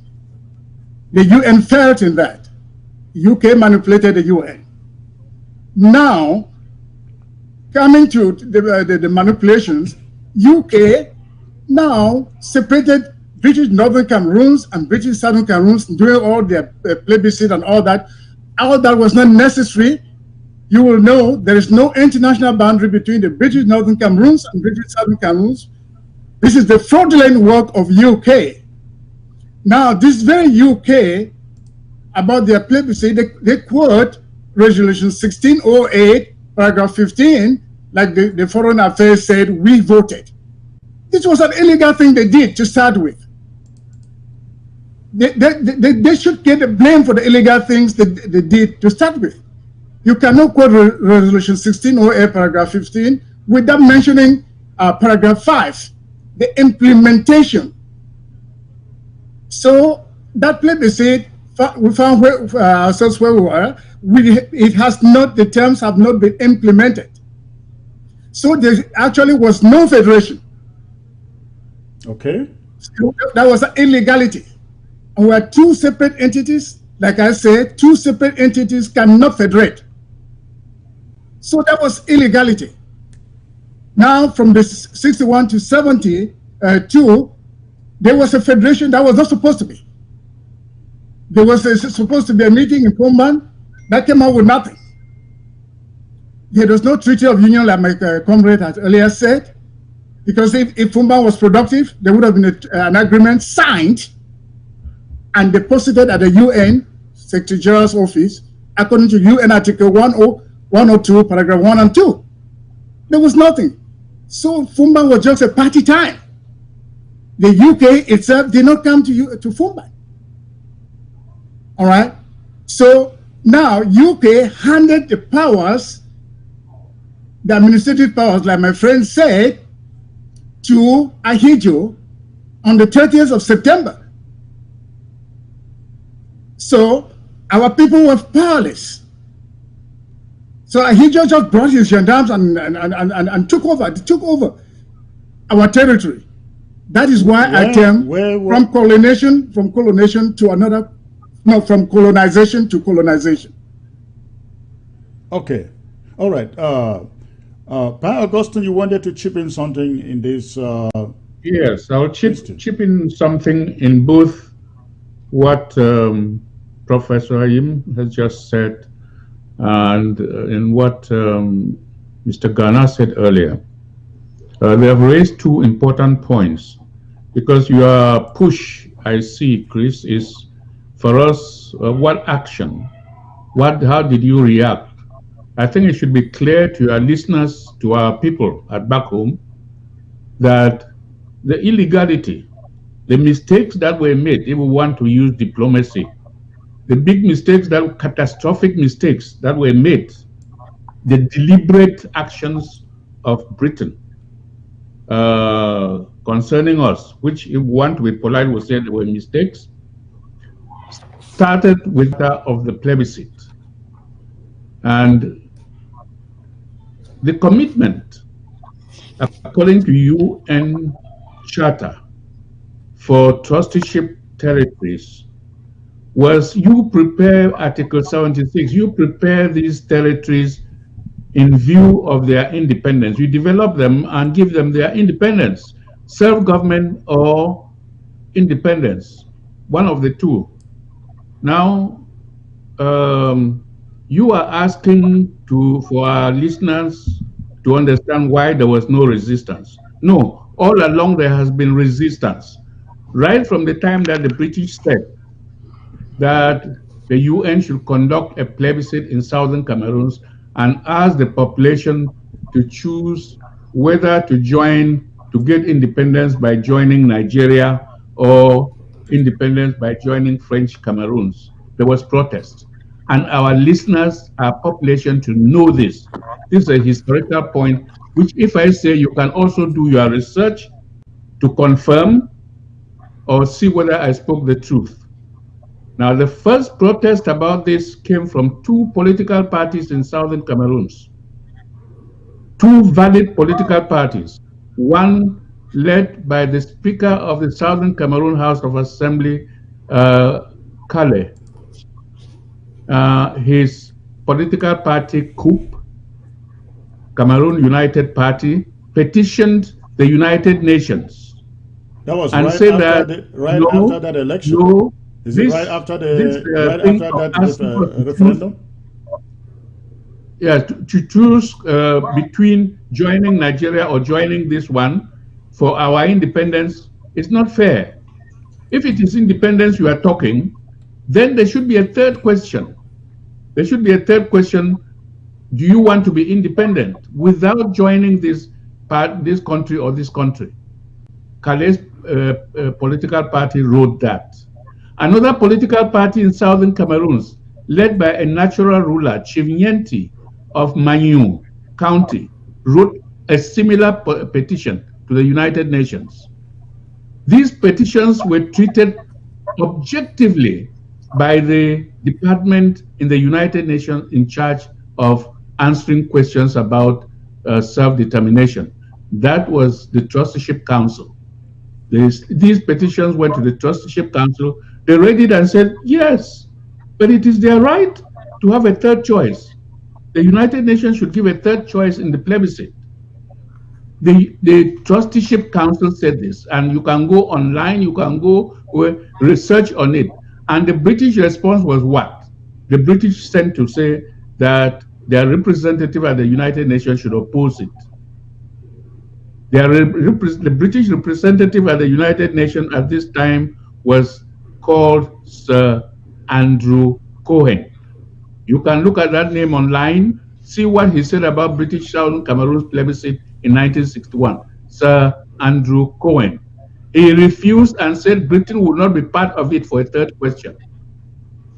And before Foncha died, we called Foncha earlier, find the letter Dr. Foncha wrote a year before he died to the British government and to the United Nations on the third question in the plebiscite. Find this letter is very educating, showing that the British Cameroons wanted a third question, and that this third question about independence without joining is the option that should have won in the plebiscite. But the British people refused it and pushed for no third question. Foncha wrote this before he died and cleared his name. He wanted to go to the United Nations to talk about the fraudulent way in which Southern Cameroon was decolonized. But the British people did not allow him to do so. No, so there have been here we are actually talking about the root, one of the root causes. One of the root causes. The second thing I want to chip in is what lawyer Ghana brought up about Fumban. I'm glad that Fumban came up in this, because often in our struggle, when we talk about Fumban, we talk other things without the very basic thing. And the very basic thing as a Southern Cameroonian, and speaking from the standpoint of Southern Cameroons, that is wrong with our decolonization, is that the conference in Fumban was not authorized. Nobody authorized the Republic of Cameroon to convene a conference to discuss whether constitution or what about Southern Cameroons. Worse than that, the worst thing more than... Hold on there. Hold on there. Are you saying nobody convened or asked that the Fumban conference I'm saying that Fumban was unauthorized. It was illegal. If it was not authorized, it was illegal. It should not have been. If there was no Fumban, how were the two parties going to discuss the terms of the form of state? Chris, if you let me learn, you'll see it clearly. All right, yeah, go ahead. I'm making clearly. Go on, please. Go on. Decolonization was the job of the United Nations. The United Nations was in progress, was in the progress of decolonizing Southern Cameroons. And to do this, they conducted a plebiscite. They sat down as a General Assembly, that's the highest organ in the United Nations, and was confirming the result of the plebiscite. And in the resolution 1608, paragraph 5, what they decided was that for Southern Cameroons to join the Republic of Cameroon, there should be a meeting. They should set up a committee, an international committee. And this international committee was set up by the General Assembly. It comprised of the government of Southern Cameroons, the government of the United Kingdom, the government of the Republic of Cameroon. This is an international committee set up in paragraph 5 of Resolution 1608, and charged the terms of reference was make detailed preparation before 1st October 1961 for the union between Southern Cameroons and the Republic of Cameroon. Full stop. That is what the United Nations, the highest organ in the United Nations, set up about our joining the Republic of Cameroon. That is authorized. This is what the United Nations did. They had the jurisdiction to do so. During that period, between 21st April and 1st October, Ahidjo convened a conference in Fumban, which was a bilateral conference between the Republic of Cameroon and Southern Cameroons. It was not authorized by the United Nations. In fact, in holding the Fumban conference, instead of the committee set up by the General Assembly, Ahidjo was interfering. Ahidjo was interfering in the decolonization process of the Southern Cameroons. They had no right. They had no right as a country, a sovereign country, a member of the United Nations, yes, but they had no authority to convene that conference, leaving aside, setting aside the committee work given to them, assigned by the General Assembly of the United Nations. This is the standpoint from which all Southern Cameroonians should be talking. The first thing about Fumban is that it was unauthorized by the United Nations.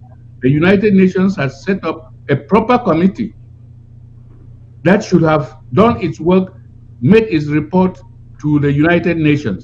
That was legal, that was proper, that was set aside by Ahidjo, and he convened an internal meeting, a conference, bilateral conference, internal to his country, in his home territory. Thank you about that. Let me. So, yes. Let me take this to Prof. Ayim. Prof. Ayim, the United Nations, according to Pandangam, has set out a committee to oversee the complete independence, the independent process. No, not to oversee, please, not to oversee. To make the detailed preparation based on the agreement between the two states. That is what they should use, the policies that the two states had put forward and published. That is, those things are alternative. whatever they agreed and published as a communique also, they were going to use it. The committee was going to use it to work out a treaty, to work out a constitution for the future union in Southern Cameroon. For the future union. All right. But then instead of that, Ahidjo summoned Fumban. Prof. Aye, yes. Is it not the same thing we are seeing today, where the international community says, we want you to summon an inclusive dialogue, but in the place of an inclusive dialogue, French Cameroon has summoned a national dialogue. Doesn't it seem similar here? It is similar, and that's why I said that national dialogue, it was like Fumban 2. You see, the decolonization process of the British Southern Cameroon is not completed when paragraph 5 of UN Resolution 1608, 15, paragraph 5 is not implemented. It was the power of this paragraph 5 that this committee that Van Dangam is talking about UK, UN, government, the two governments, they were to meet. So that paragraph 5 has not been implemented. Therefore, the decolonization process of the Southern Cameroon and Amazonia is uncompleted. The United Nations has work to do. And this is an easy thing for the UN to do. They know that the articles and the resolutions have been violated. Why is Cameroon violating the articles and resolutions and going free with impunity? Who controls who? Is the UN controlling the La Republique or La Republique controlling the UN? I hope that our people sitting at home on ground zero particularly are listening to this argument, because it is the reason why let me we are in this war. Yes, Paul Gostin, go ahead, please. Let me add one thing to where Professor Ayim has landed. Professor Ayim is right. In so long as that committee set up by the General Assembly did not do its work, did not execute the assignment given by the General Assembly, the decolonization process in Southern Cameroon was aborted. It was left unfinished. It was abandoned. It has never been completed. And the implication of that failure to do the assignment, that assignment means the whole resolution 1608 has never been implemented since it was adopted. It was adopted, and it is important for us to stress that it was adopted.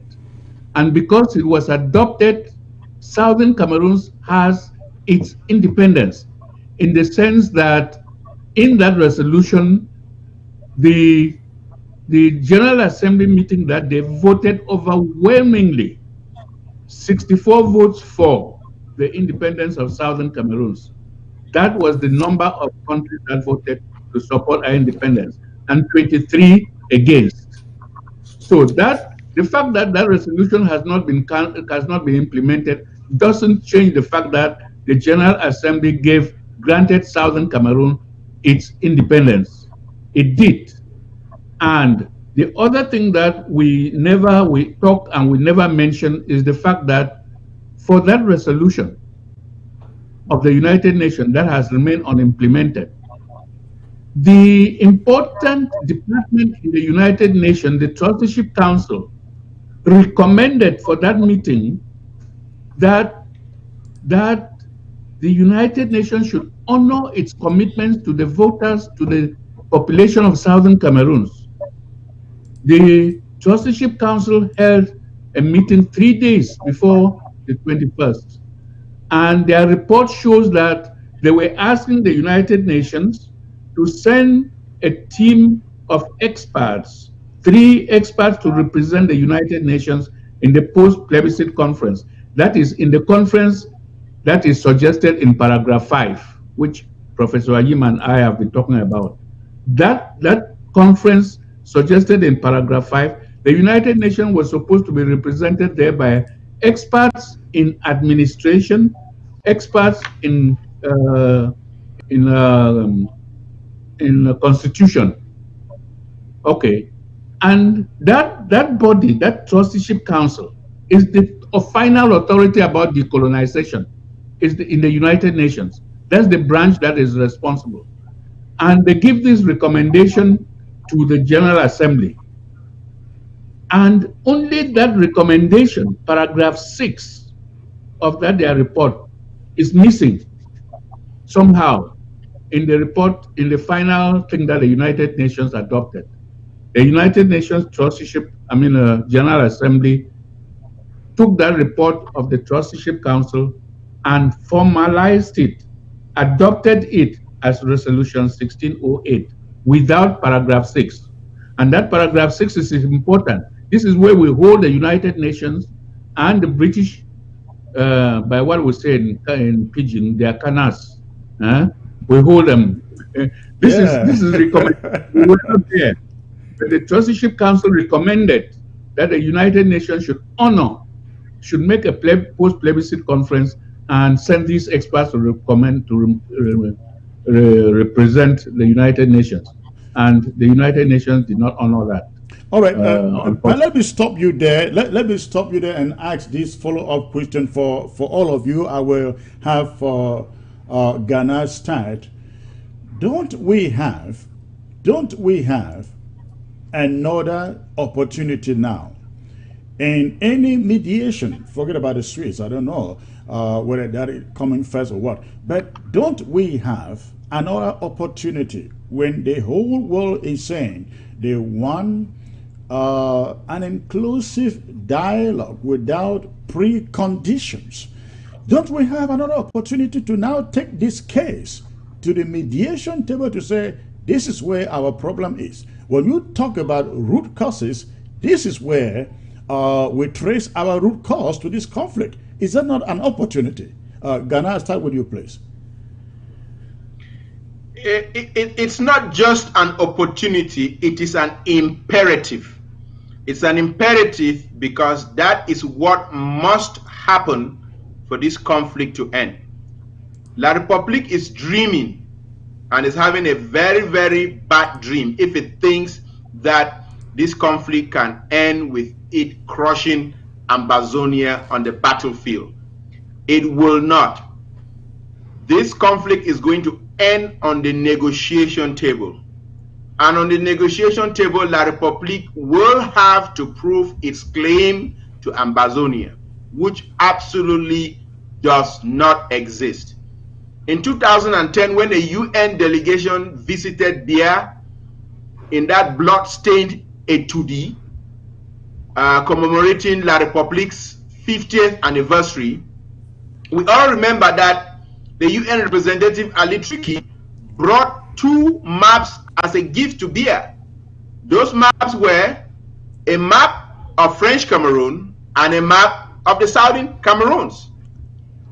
Loudly demonstrated to deaf-tone La République that these are 2 entities in international law, and there is nothing in the UN that shows a treaty of union on how these 2 countries were brought together and how they agreed to live as one nation. So, yes, the negotiation is going to happen irrespective of how fast or how far La République tries to run. But the foolish thing about La République and all the collaborators from Ambazonia who are working with La République to deprive the Southern Cameroons, aka Ambazonia, of its independence, is that they were able to suppress Ambazonia in the 60s and in the 70s when we were still in a fog of not having the international exposure, when our people had been suppressed and not prepared for independence, when we were not as educated, when we were not as internationally connected, when we were I will not stop as you there. I internationally will stop you traveled. there because I pick an issue when you say that our people were not as educated. Francophones were not as educated as us. You had people on our side who had studied in London. And the French, the Francophones did not have people as, I mean, think about Ahidjo. I think I'm told Ahidjo was a class 7 liver. But Secretary Chris, France was right there behind Ahidjo, guiding Ahidjo every step of the way. If you look at that charade of a conference in Fumban, French advisors were right there. Or if you see the pictures, French advisors were right there, guiding and teleguiding Ahidjo on what to do. The British should have, if we had held a conference, which Augustine Dangam rightly stated and demonstrated that UN Resolution 1608, Article 5, mandated 3 key parties to be at any conference to work out the modalities of a union: Southern Cameroons, French Cameroon, and the British. The French were there with their education, with their international connections, scheming our annexation. If you read, Pierre Mesmer was the French authority who oversaw the French policy towards our annexation. And in his book, and I think it's page 135, I can give you the evidence, he states there in French that, but for in appearance, this was an annexation. So yes, Foncha was a school teacher, Ahidjo was a class 7 liver, but the UN system, the Southern Cameroons was not Britain's to give away. The French Cameroon was not France's to give away.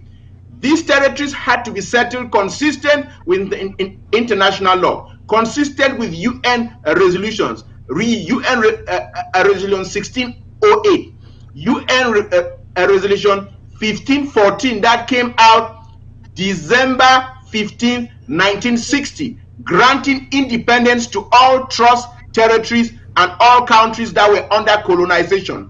So, but the point I was making is that we as an Ambazonian people are light years away from the Southern Cameroonians that were deceived and had their rights shoved under the carpet in the 60s and in the 70s. My message to La République is that climb down from that stupidity of killing your African brothers at the guidance of France and concentrate on building your own country and let go of that wet dream of trying to annex Ambazonia and let go, because we are not going to give up our birthright of an independent nation consistent with us being an independent entity in international law.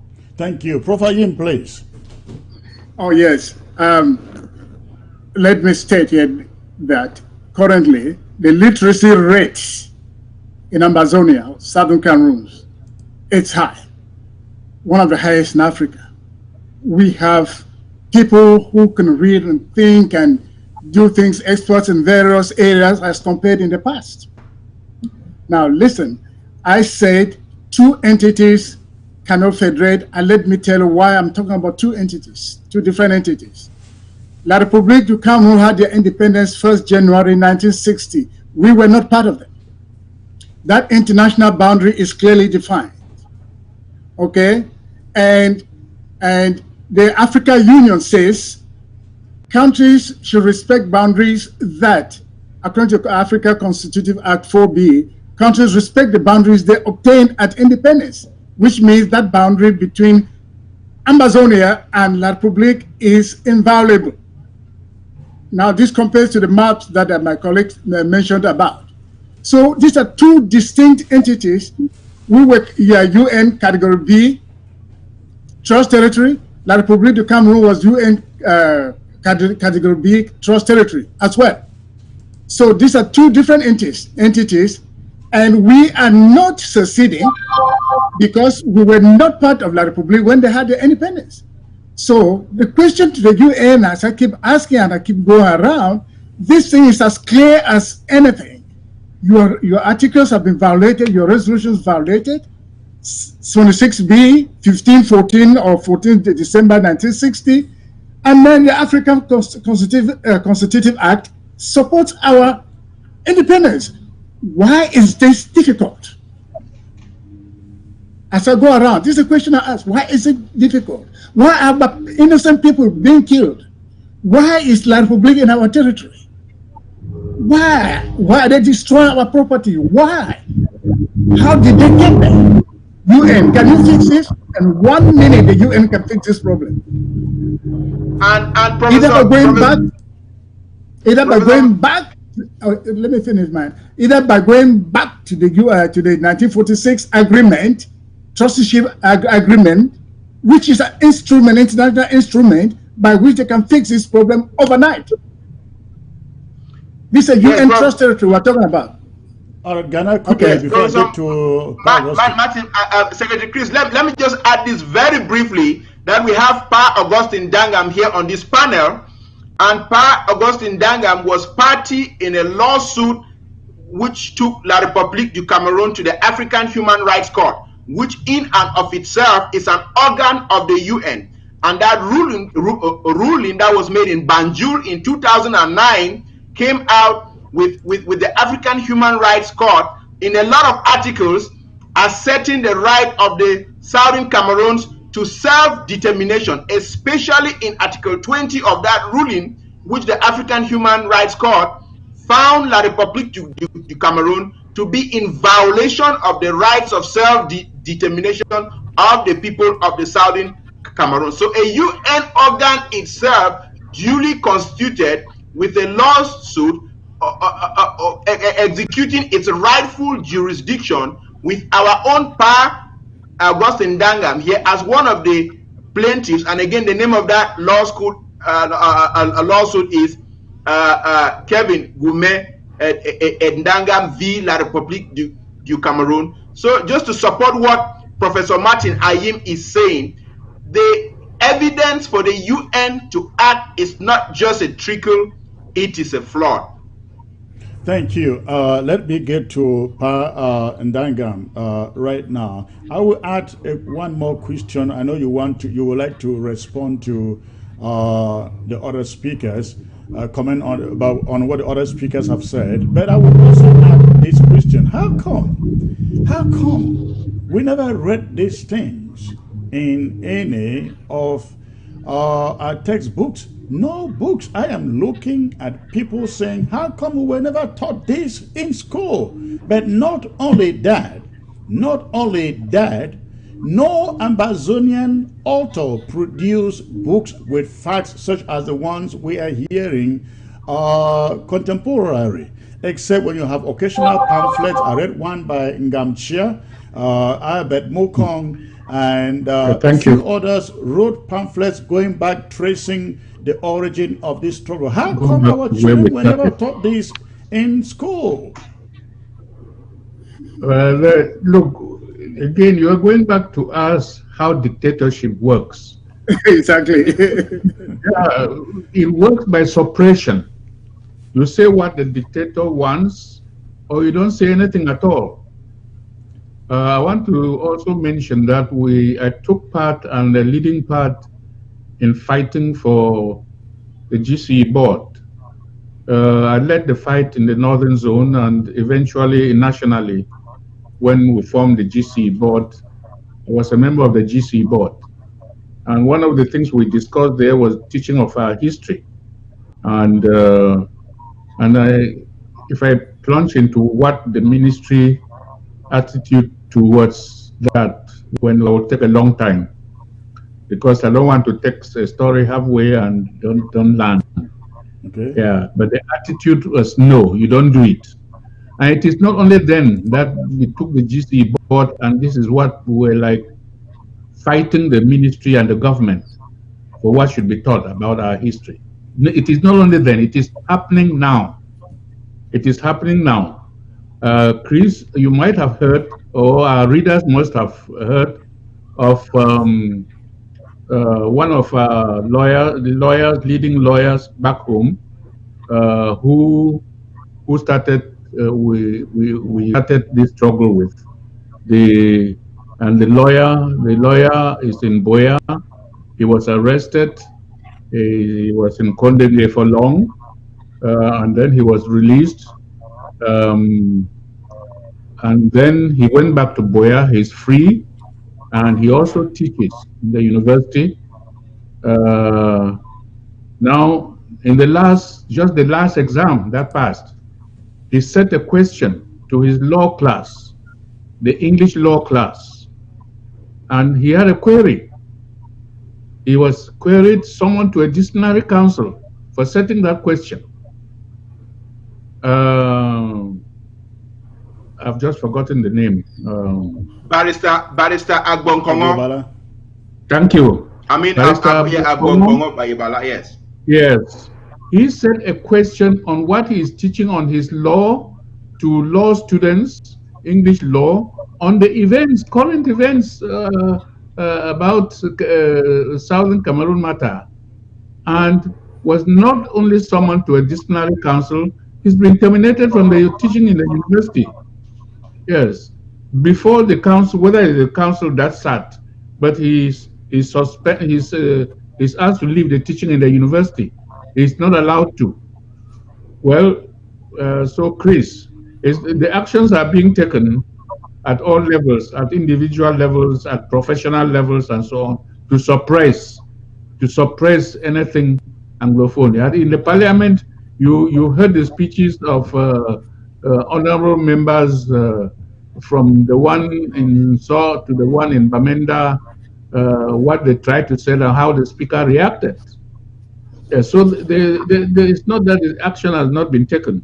So I want to go back to where we started and to say that, look, when we came together by error or deliberately, 1961, I remember clearly that in 1961, the Francophones celebrated, French Cameroon celebrated 1st January, their Independence Day. And the Anglophones on October celebrated 1st October. It was done. I was there. And I can tell you that it was official. It was accepted. Accepted in the sense that there are pictures that can show you that in 1961, the government of Cameroon, the marching in many places, the SDO delivered the message of the government of Cameroon, the federal government, and the head of state to the people, congratulating them for their independence. We have pictures. We have pictures of these events. But it is after that first one that they sat down and began to reflect. Oh, if we allow them to be celebrating 1st October, they will more and more come to know that they were independent, they were granted independence, and so we'll be in trouble. So they stopped it, not only stopped it, 1st October became a taboo. You don't talk about it, you don't celebrate it. They started arresting people. But the first one was done, and it's on record. And we have pictures of those DOs who delivered congratulations to the population of Southern Cameroon. Now, I hear back home that this one tomorrow may not be celebrated because of COVID-19, the international problem of health. I don't know whether that is all the whole story, because even if it was not, it's not going to be celebrated. We should hear the head of state speak this night in Cameroon. But since that health problem worldwide came upon the world population, heads of states have spoken. They've spoken publicly, but we've not heard the one of Cameroon talking. That is interesting, an interesting point. It's a side point. What I want to say, I want to end with 2 points. Okay. One is that the point which we started with, the point of the referendum, 20th May referendum in 1972. It has been a referendum which nobody has been proud. When we say we celebrate an event, it means that we are happy. We go out, we drink, we rejoice, we march, we sing. But nobody not in Southern Cameroon, not in the Republic of Cameroon, has done this with any joy. With me as a Southern Cameroonian, with most in Southern Cameroonians, it is like you will, in a slavery day, you will ask a slave to come out and celebrate on the day on which he was captured. You can imagine the thoughts and the feelings of the slave. Yes, he's a slave. He can come out and march as you order, the master orders. But you can imagine his feeling. And on the other side, nobody has sincerely, as a Francophone, celebrated that day with its meaning and so on happily. You can tell me that you are not a Francophone. How do you know? Well, we know by the events we see. And I can quote one event here which illustrates the national point as evidence. In the meeting of the Commonwealth, heads of government in Abuja, Nigeria, the opening day of that particular meeting, Cameroon is a member of the Commonwealth. What the Commonwealth did on that day revealed something about Cameroon which the world did not have an idea about. They did the plenary session, the opening session, by showing all the delegations from all over the Commonwealth a film of how member states of the Commonwealth joined the Commonwealth. On which date? What is the day, their national day? What do they celebrate as National Day? And the film basically was, they'll take a country and say India. They'll put the picture of their head of state. They put the date India became independent. They put the date that India celebrates as its National Day. They take, say, South Africa. They do the same thing. They put their head of state's picture. They show when South Africa became independent, which day it celebrates in the year, which day it joined the Commonwealth. Just that profile. And they were doing this alphabetically, you know. And then they came to Cameroon. And what happened? They put the picture of the head of state, Paul Biya, head of state. The standard information that was coming out along each state, blank. And they showed that picture of Biya for the time that they were giving to each country. And after that, off. And you can imagine what happened after the film. Everybody was asking the whole, Cameroon, has it no national, there's no information about Cameroon? No. Does it not celebrate? Has it got an independence date? Yeah. It was blank. Why? Because of what we are discussing. Why? If Southern Cameroon joined the Republic of Cameroon in the way that the United Nations was envisaging, that in the way that the two countries agreed and signed in a communique, that is, we actually joined them. That committee on paragraph 5 did their work and reported. If we joined them according to how United Nations was arranging, there should be a national day, yes. But this one of 20th May, which is being forced upon us, does not work. It does not work because it is not the Independence Day of the Republic of Cameroon. It is not the Independence Day of Southern Cameroon. And many of the countries in the Commonwealth showed that they were celebrating their day of independence. And Cameroon has no day of independence. Yes. What they did in 1961, they did it for that year and it ended.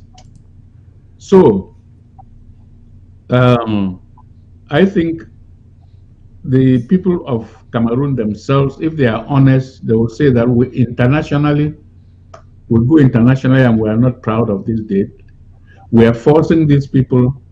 I've met only one Cameroonian, French-speaking Cameroonian, recently on ABC, who said something that struck me, very interesting. Chris was interviewing him, and the essence of his position was, as a Francophone, I like that if we are to be one country, it should be a federation. Fine, that is his view. Some people call from home attacking him. No, that is his view. He has a right to hold that view. Right. But he also said, interestingly, and that's the first Francophone I heard that from, that we could sit down and talk, and the Anglophones say they want to go and build their own country. Yeah, we leave them. We organize how to live as good neighbors. Right. That is the first Francophone I heard being honest and frank. I've forgotten his name. Somebody called Dupont. Jean-Pierre Dupont. But, yes. Chris was the one interviewing him. And that was the first time I heard a frank from Francophone. The first one I heard was the one that our lawyer has, Mr. Ghana has quoted. The one who was governor in Yaoundé at the time that they held the Fumban conference. He is interesting because this was a Francophone administrative, holding a high administrative position, went back to France, became a minister, he held 2 ministries, and became prime minister. And he was the first, after they ended Fumban, to write a book and said that in Fumban, what actually happened was that Ahidjo annexed Southern Cameroons, that it was annexation. That's the first objective person who is not a Southern Cameroonian who said Southern Cameroon was annexed in Fumban. But why was Fumban convened? Why did the Republic of Cameroon not cooperate with the United Nations in its committee? It went and said Fumban. This is the question we should be raising. So I want to end. There are 3, in my own view, there are 3 options for all Southern Cameroons to look at, to thrust at, with all our strength. It is not that one is more important than the other. The thing that we should do is, first at the United Nations, we should stop writing there, complaining about what happened. Just one thing for all the groups, the interim government, and everybody who is writing, even individuals, to ask the United Nations to point out to the United Nations that the British Southern Cameroons has never been decolonized. It has never been decolonized. And to show that what happened at the process of the decolonization was that Britain decided to cede or to transfer British Cameroons to Ahidjo. This is not what Britain was supposed to do. So if anybody argues that we have been decolonized, it should show us the instrument. It should show us where we are. We've not been decolonized. And it is for the United Nations to refer the matter to the committee that is in charge of this. They have classified as decolonized. All right. There Thank you, Prof. Ayim and I said there are 3 points. The second point is the negotiation. I'm not specifying that the Swiss negotiation. Swiss negotiation is only one. Yeah. If it does not work, if it does not succeed, we look for another person to arbitrate. Negotiation is one. Right. Whatever you do in war, you must sit down and talk. So if Swiss one is working, fine. We should cooperate. We should support it. Those who are not there should not say it should fail. It should work. Thank you. The third and last thing is what I think Lawyer Ghana brought up. The matter of the legal path. The legal path is another possibility. So far, SCAPO has followed that path in Nigeria, in Banjul, and since Lawyer Ghana brought it up, I just mentioned in passing that what the Southern Cameroon file in Banjul got missing. After we did all the cases according to the treaties that Cameroon has signed, to respect their boundary and independence, this was the last important case that SCAPO took in Banjul. You sign a treaty that you respect your boundary at independence. You have crossed into Southern Cameroons.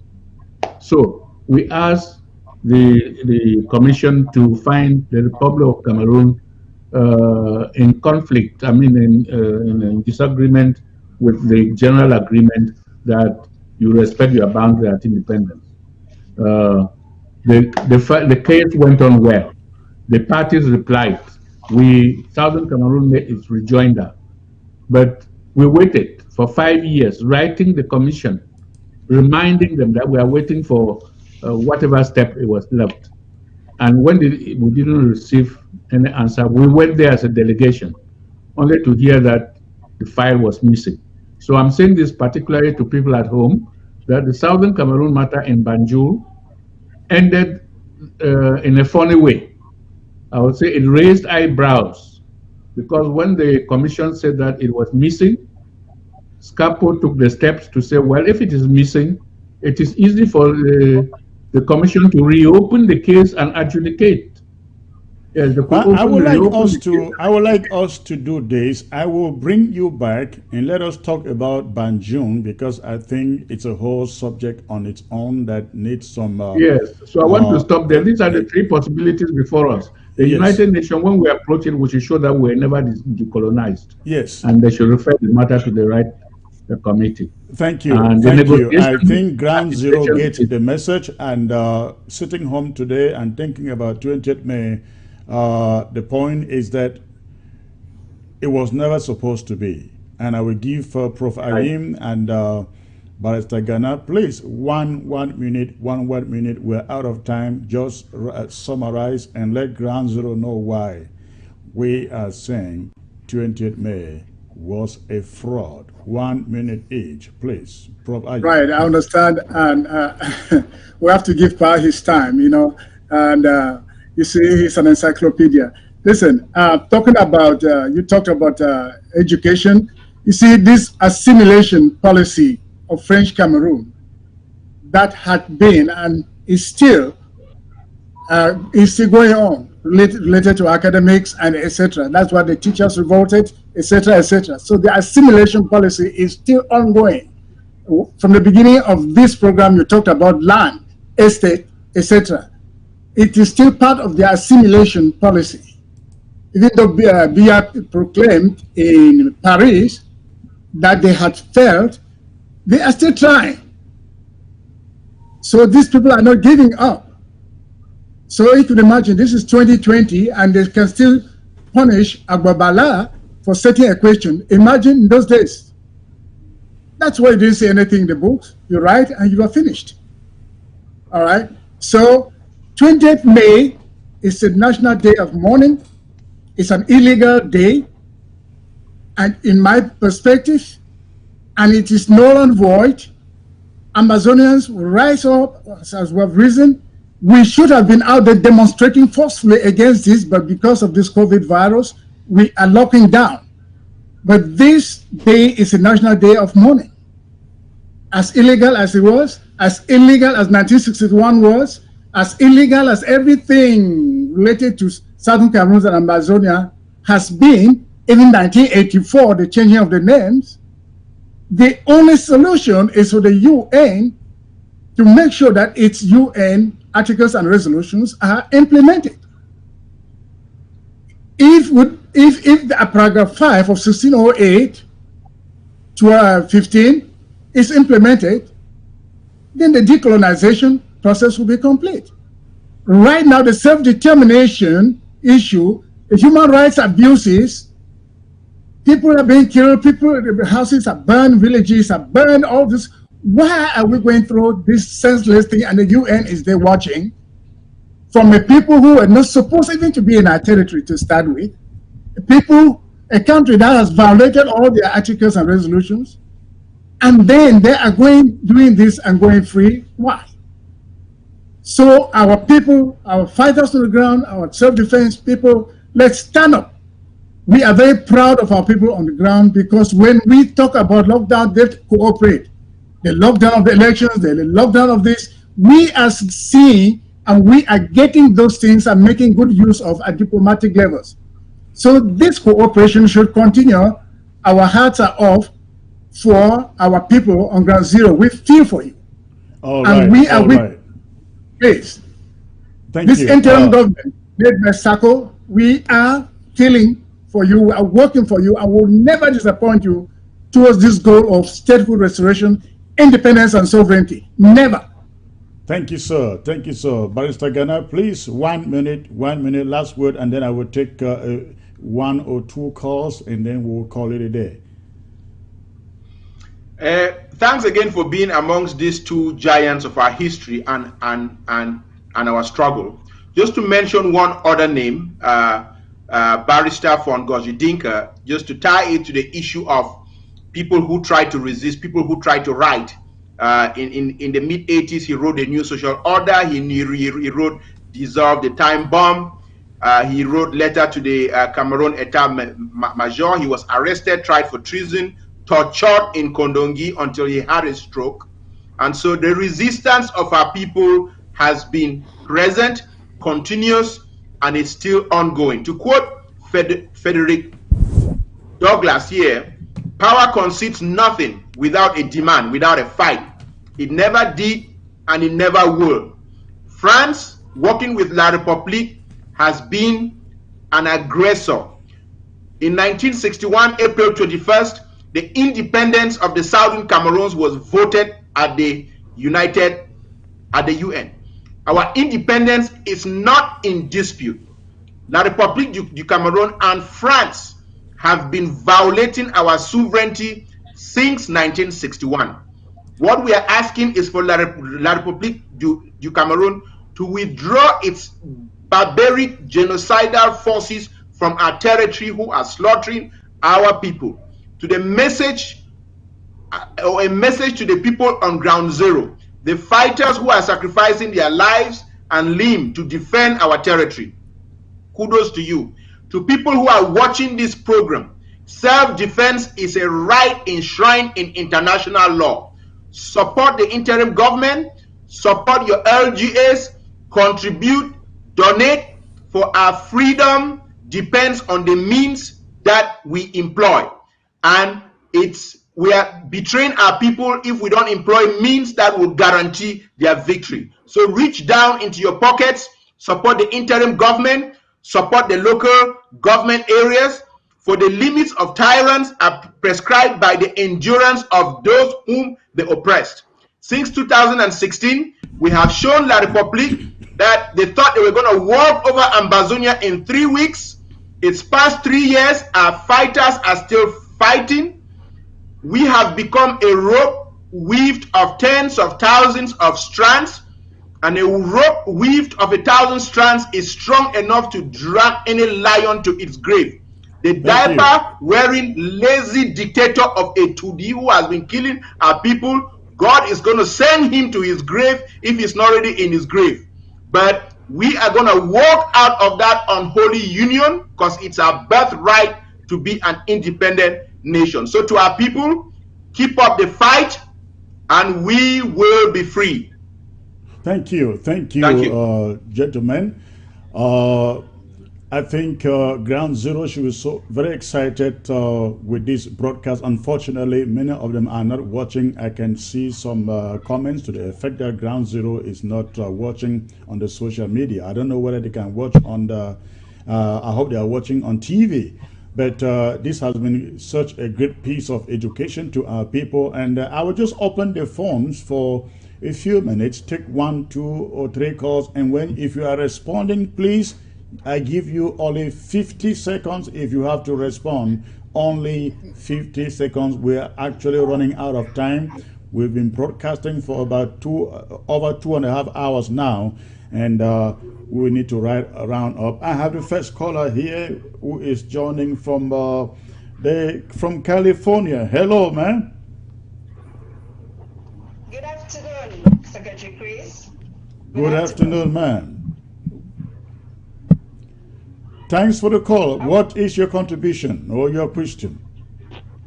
Yes, well, my name is Patience Abudu, and I'm so happy that this topic has come up.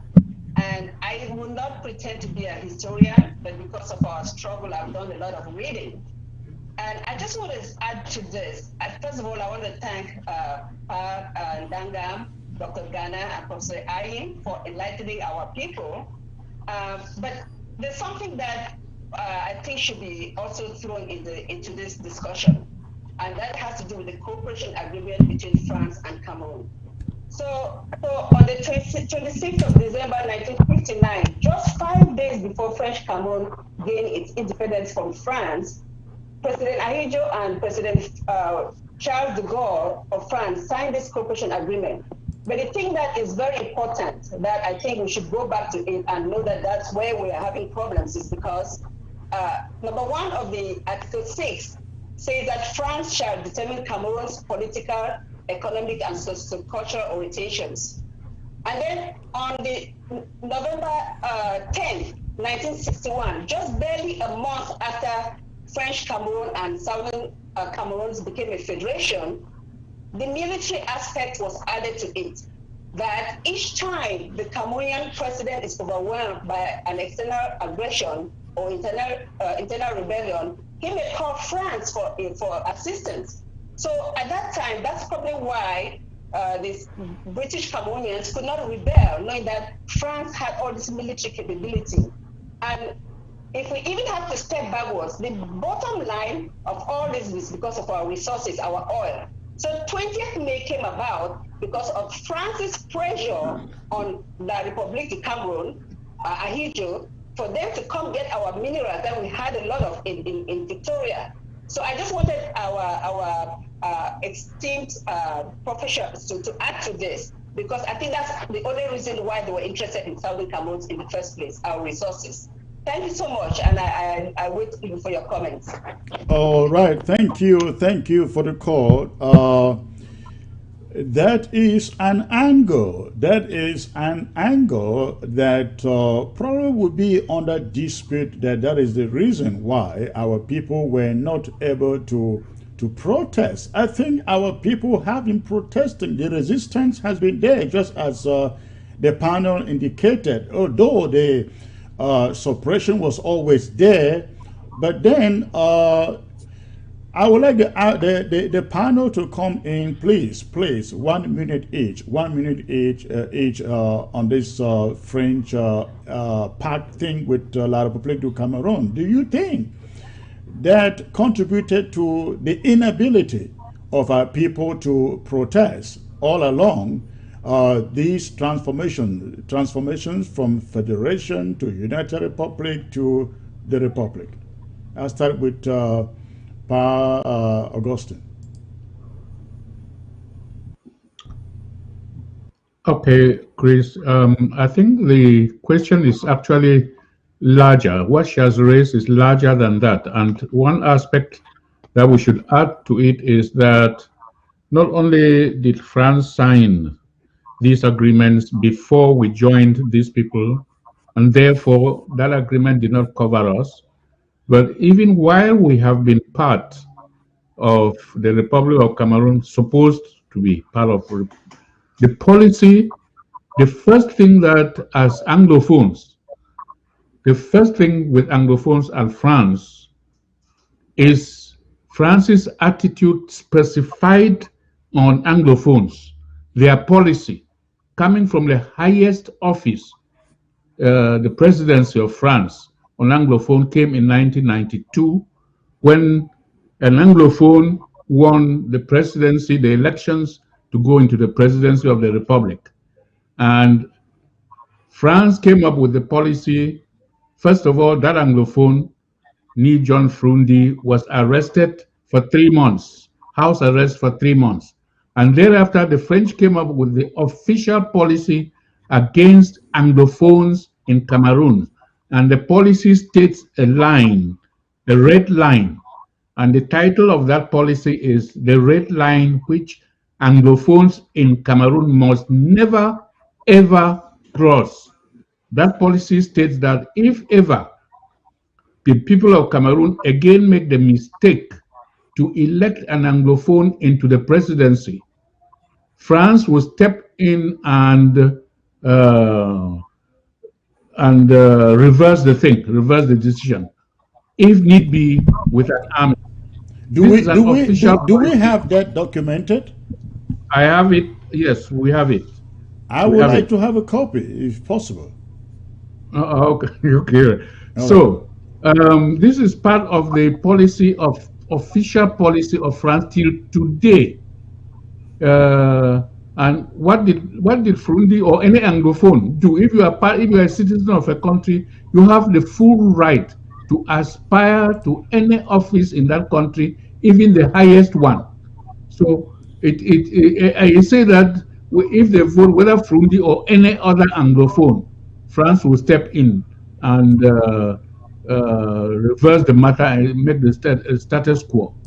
So this is one aspect of policy with the French, which targets the Anglophones, and it's not acceptable. So I get you.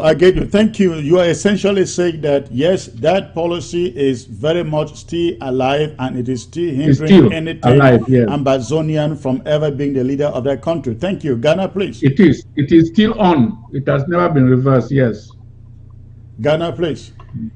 Yes, French mischief in Africa is nothing new, and French mischief in Africa will continue until we resist it by all means necessary. I mean, you can go to the death of Thomas Sankara, where the reinforcing troops came from Ivory Coast. We can go to the overthrow of Laurent Gbagbo in the Ivory Coast. I mean, the French mischief in Africa is littered all over. But a zebra cannot unstripe itself. Whatever France wants to do with its colonies, with its satellite states in Africa, that is a different battle to fight. If Francophone Cameroonians want to stay under the 1959 French Accords, which Dr. Patience Abiedu excellently articulated, that is French Cameroon's cup of tea. We are not covered by those accords. We were never a French colony. We were never a French trusteeship territory. We have never signed any agreements to be in any accord with France. And what we are asking France and La République du Cameroun to do is to stop violating the sovereignty of Ambazonia and pull out of the Southern Cameroons. And as we contemplate lawsuits in the ICC, in the ICJ, in other courts in the world to hold La République and its principles executing this genocide in Cameroon, we will tie France to those lawsuits, because France, through those 1959 accords, is a principle, and in law, the principle is just as guilty as the agent. So yes, Dr. Patience Abiedu, I agree with you regarding the 1959 accords, but that has to do with French Cameroon. Ambazonia does not come under the umbrella of those accords. All right, thank you. Provide, please, quickly, 1 minute. Yes, in this struggle, we must choose our fight wisely. We cannot be attacking everything. The French Cooperative Accord was with La République du Cameroun. It was not with the Federal Republic of Cameroon. That is to say, it does not affect us, Southern Cameroon's Ambazonia. Our fight is defined according to the UN articles and resolutions. Okay, that have been violated. All right. Yeah. The French La République has been trying to assimilate us, and if they succeed in assimilating us, that's when the accord can apply. But as an international issue, international situation where we are not bothered about the internal problems of La République du Cameroun.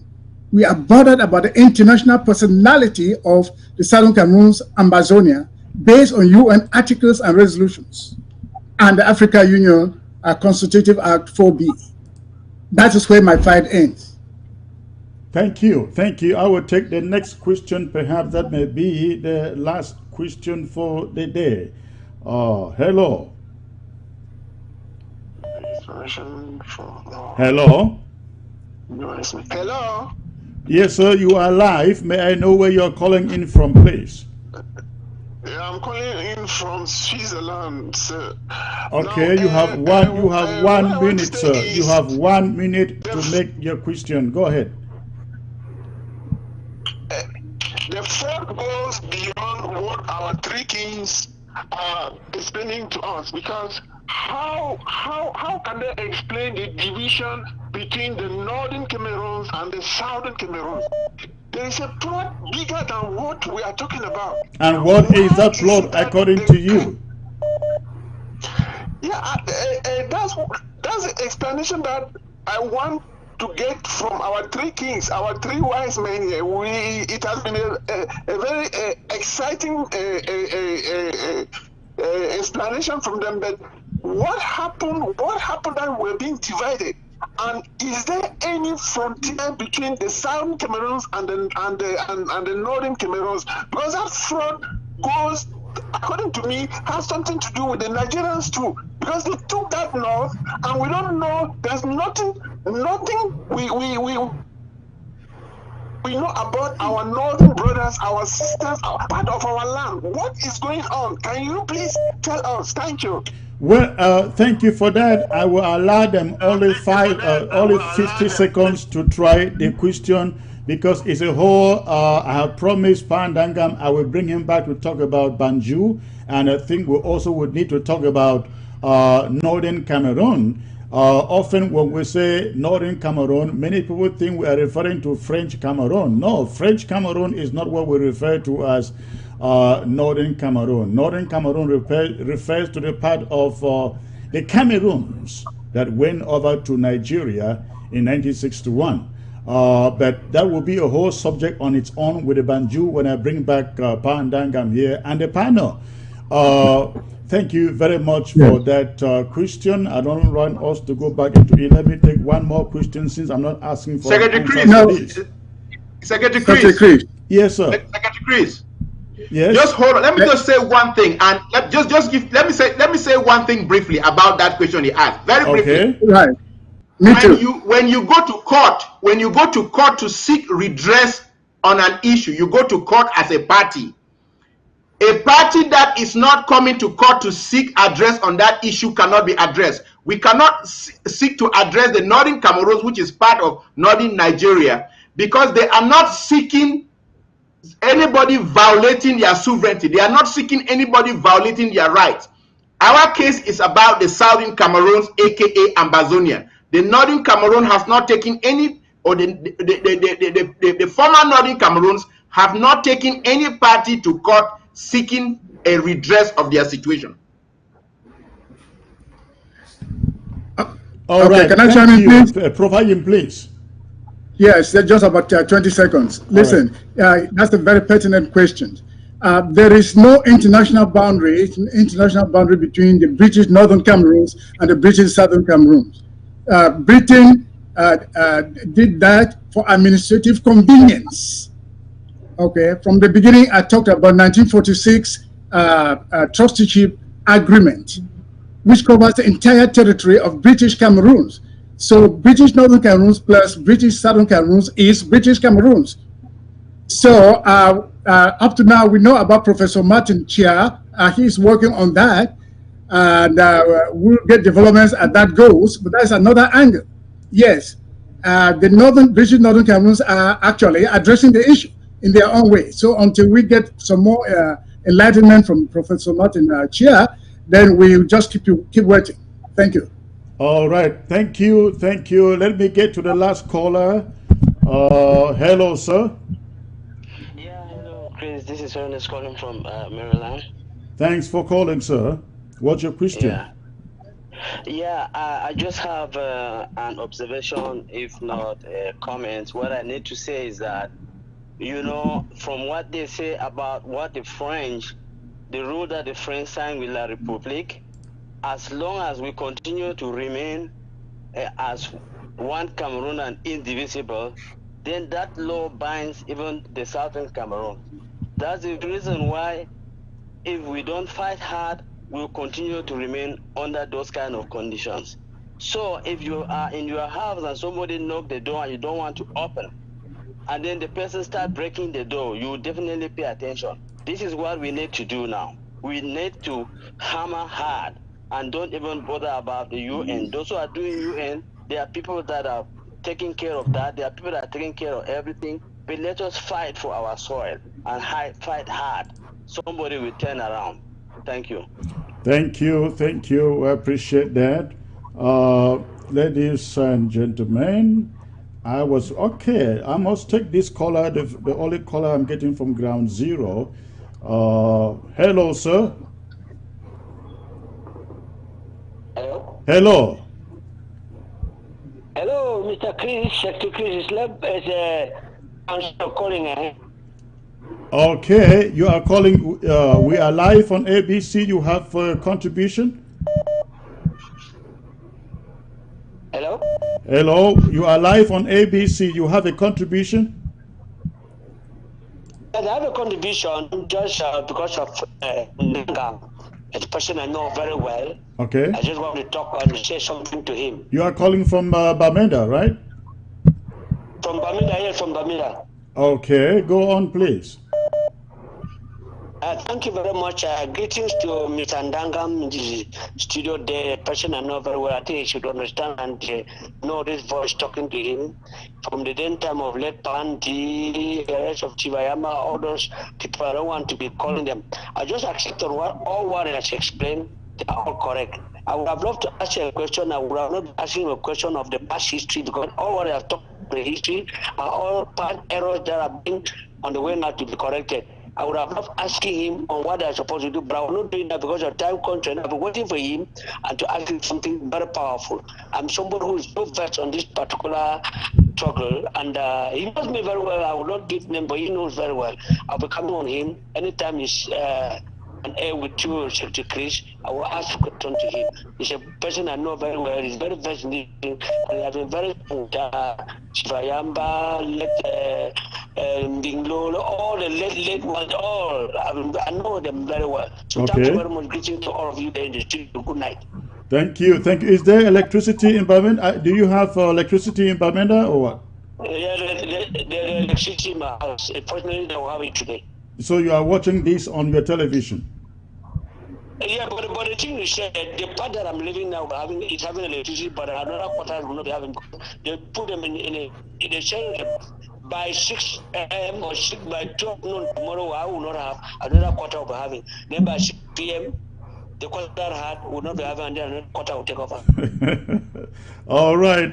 Okay. Thank you. I also understand some Ground Zero cannot watch this on the television, but we're also streaming on YouTube simultaneously with Facebook. In fact, we have I think close to 300 watching on YouTube. So, gentlemen, I should say, not ladies and gentlemen, I really want to appreciate your coming on board for this broadcast, a very special broadcast. I can see the comments out there. People are excited. They feel like they have learned what they never knew. For all their years as Ambazonians, people have gone to school from primary to secondary to high school and graduated to the university. We never learn. We never learn our history. It was twisted. All we knew was 11th of February. We were told 20th May. Nothing was told us what happened between 1953 up to the present date. And I thank God that we are at an era that our people got to know our history and know it from the right perspective. I will give you 50 seconds each, please, to just end up. Valentine, please. Thank you very much. And again, my honor being amongst these two giants. Our struggle is real. Our struggle is legitimate. Our struggle is recognized internationally. We are an independent people. Again, our sovereignty is being violated by La République du Cameroon and France. South Africa violated Namibia's independence, and South Africa had to give it up. Serbia, in the larger Yugoslavia, violated the sovereignty of Bosnia, of Croatia, but it ended in Yugoslavia, and Croatia and Bosnia are now free. The USSR violated the sovereignty of Lithuania, Latvia, Estonia, Azerbaijan, Ukraine, Georgia, all of those satellite states. In 1991, it came all crashing and those states became free. Just like Ethiopia could not hold Eritrea in bondage, just like South Africa could not hold Namibia in bondage, just like Yugoslavia could not hold Bosnia and Croatia and the other states in bondage, La République du Cameroon will be forced to cough out and cough away Ambazonia, whether it likes it or not. The earlier it does that, the better it will be for African advancement. So our fight is real. Don't relent. Everybody needs to dig into their coffers and join this struggle, for victory is closer than we think. Thank you. Thank you. Provide please. Fellow Amazonians, especially the Amazonian Restoration Forces, the young, valiant fighters on the ground, I salute all of you. And I encourage you to stay strong, stay committed, stay focused on the struggle. Don't be bought over. Don't be deceived by pennies. This interim government, led by Dr. Sako, we love you. We are doing everything possible to give you what you need. To fellow Amazonians, the World Draft, which was launched and is ongoing, please join your county, join your LGA, and let's raise the funds to be able to give these young men and women what they need to defend our territory. And to those in other groups, to those in groups, please, we are all Amazonians.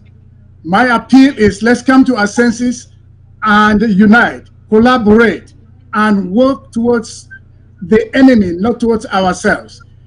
There is time to think. There is time to come together. There is time to work in a concerted way. This is the time.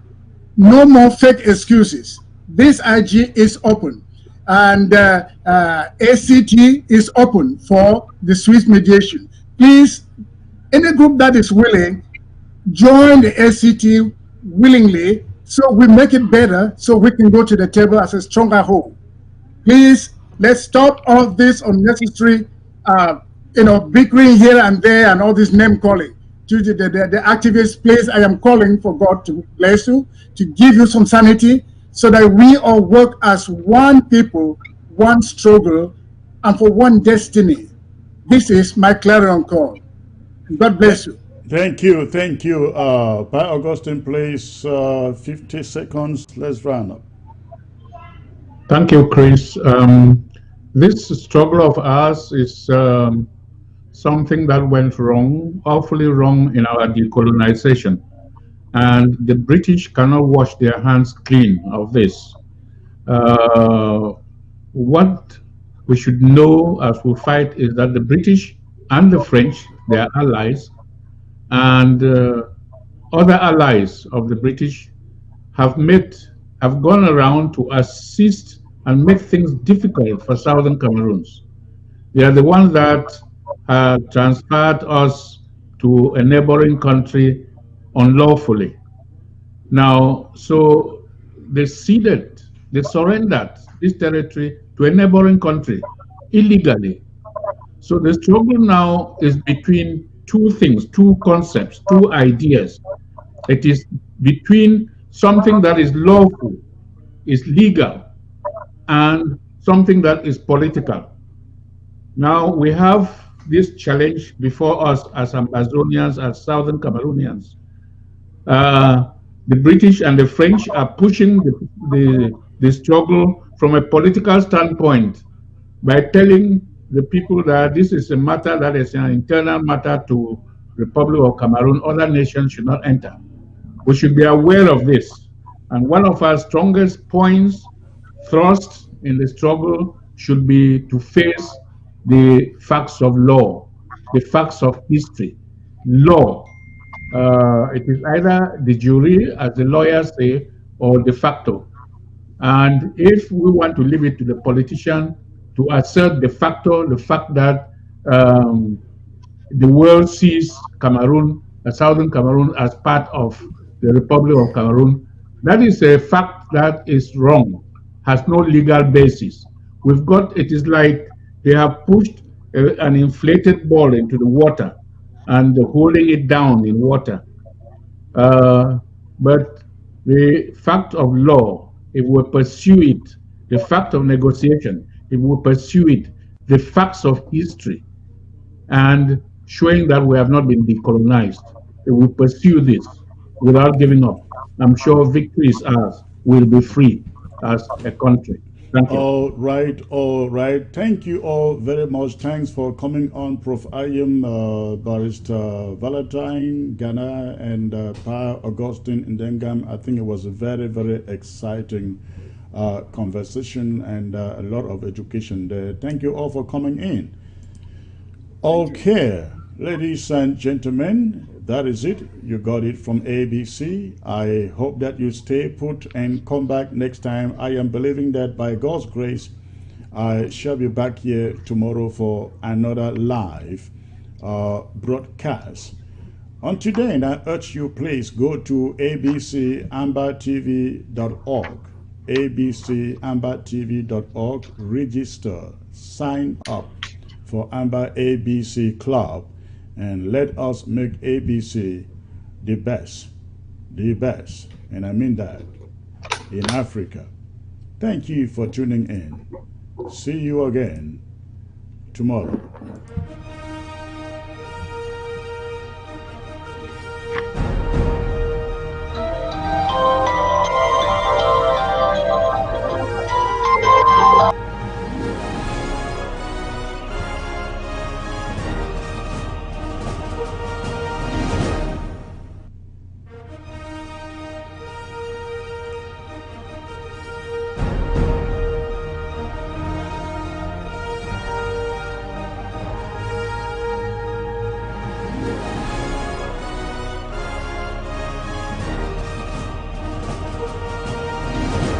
The hedge against inflation 100% guarantees that you will not lose your money, has tax-free growth and distribution, the ability to take an interest-free loan, avoids probate, provides creditor protection, guarantees your family that your income will be replaced should you die, helps you protect yourself financially against chronic, critical, and terminal illness, and of course allows you to take money anytime for any reason at any age without a tax penalty.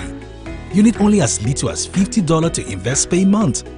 Contact Irene Fombo, tel 513-5014-177 or send an email to irenenpmsn@gmail.com. You need a finance. Are you tired of going from dealership to dealership looking for that used car that perfectly fits both your lifestyle and your budget? Are you bored with the same old tactics, the same old styles, and the same old disappointments when you don't find exactly what you want? Are you frustrated because of bad credit or tired of being rejected of in-house financing? Are you tired of going from garage to garage for a car? How about that filthy old car that you used to drive? Are you done? Welcome to the new experience. Barrico Auto Sales has sold and financed cars to over 50,000 people across the country. Our exclusive in-house financing model allows us to provide flexible options for all. Enjoy low rates, free pickup, and award-winning customer service. Reserve today. Barrico Auto helps make car renting easy and seamless for all of our customers. Our financing options allow you to shop our vehicle inventory for the exact used car, truck, or van that best fits your needs. Car selection and customer satisfaction are of great importance to us. We provide the best mechanical repairs, and our services take just minutes. Detail your car with us and get out of that filthy old smell and into something sweet. We will even do your oil change at the lowest rate. And please do not forget that with Barrico Auto Sale, you own and drive your car before you even have to pay us. So come on down and visit us and drive away with your new car. Barrico Autos, own and drive before you pay. 240-486-4664.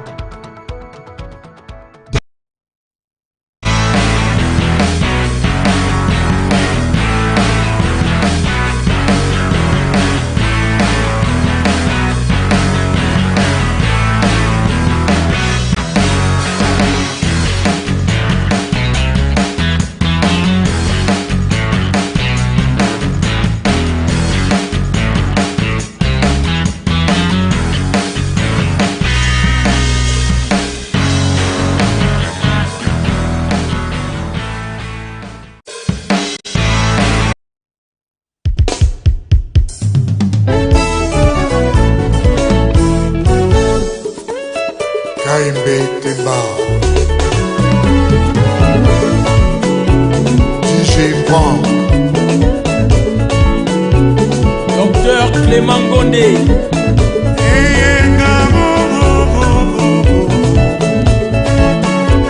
Elulu Vajo Akuna Matata. Engai otungisa mibali na motema na yo. Sami Saxe ofinafina bango lokola 207 moto na moto akita. Placido Lengelo. La Feria Exotique 207. Désiré Luma Obama. Adeline Botangwana.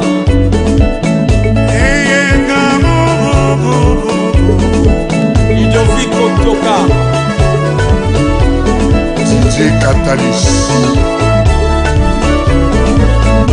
Serge Kema. Abevila. Aimé Catalyst. Eli Mukungu.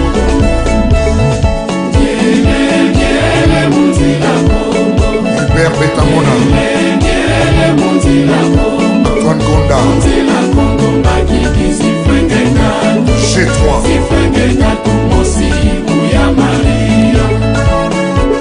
Égide Lefebvre. Petit Cap. Dios Mena Sarkozy. Adios Alemba. Engakendaka prière. Telefone eleli na saka moninga. Enga banzi ali telefone na ye. Ata na sako ya ye, telefone ali te. Enga kangi mame pasteur.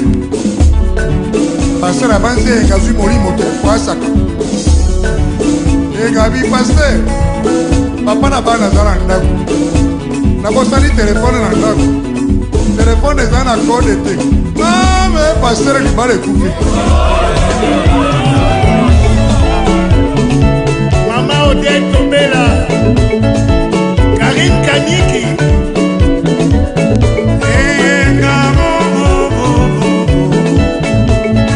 Agnès Toumba, DJ Arnaud Technologie, DJ Piroger, Kaba Kabassou, Hippolyte Kabamba.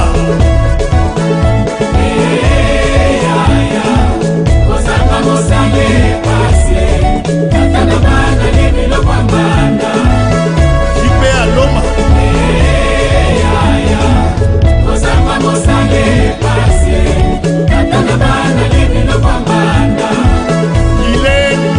Gila. Ande Yangeso. Amelia Umaye. Ignace Nyoka. Kinyoka. Turine Mwala. Mathieu Mobindi. Nathan Nyoka. Israël Adoula. Rita Mbwambwa. Kim Mwala. Maman Germaine Balenza.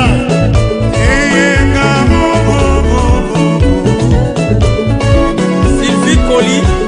Sophie Keita. Anne Bombo. Bisou Malanga. Christian Lusakweno, Top Congo. Sikama. Nico Fretas. Mouta Pascal Kilo. Jetwingi. Michel Zinga. Raymond Dombassi. Jolande.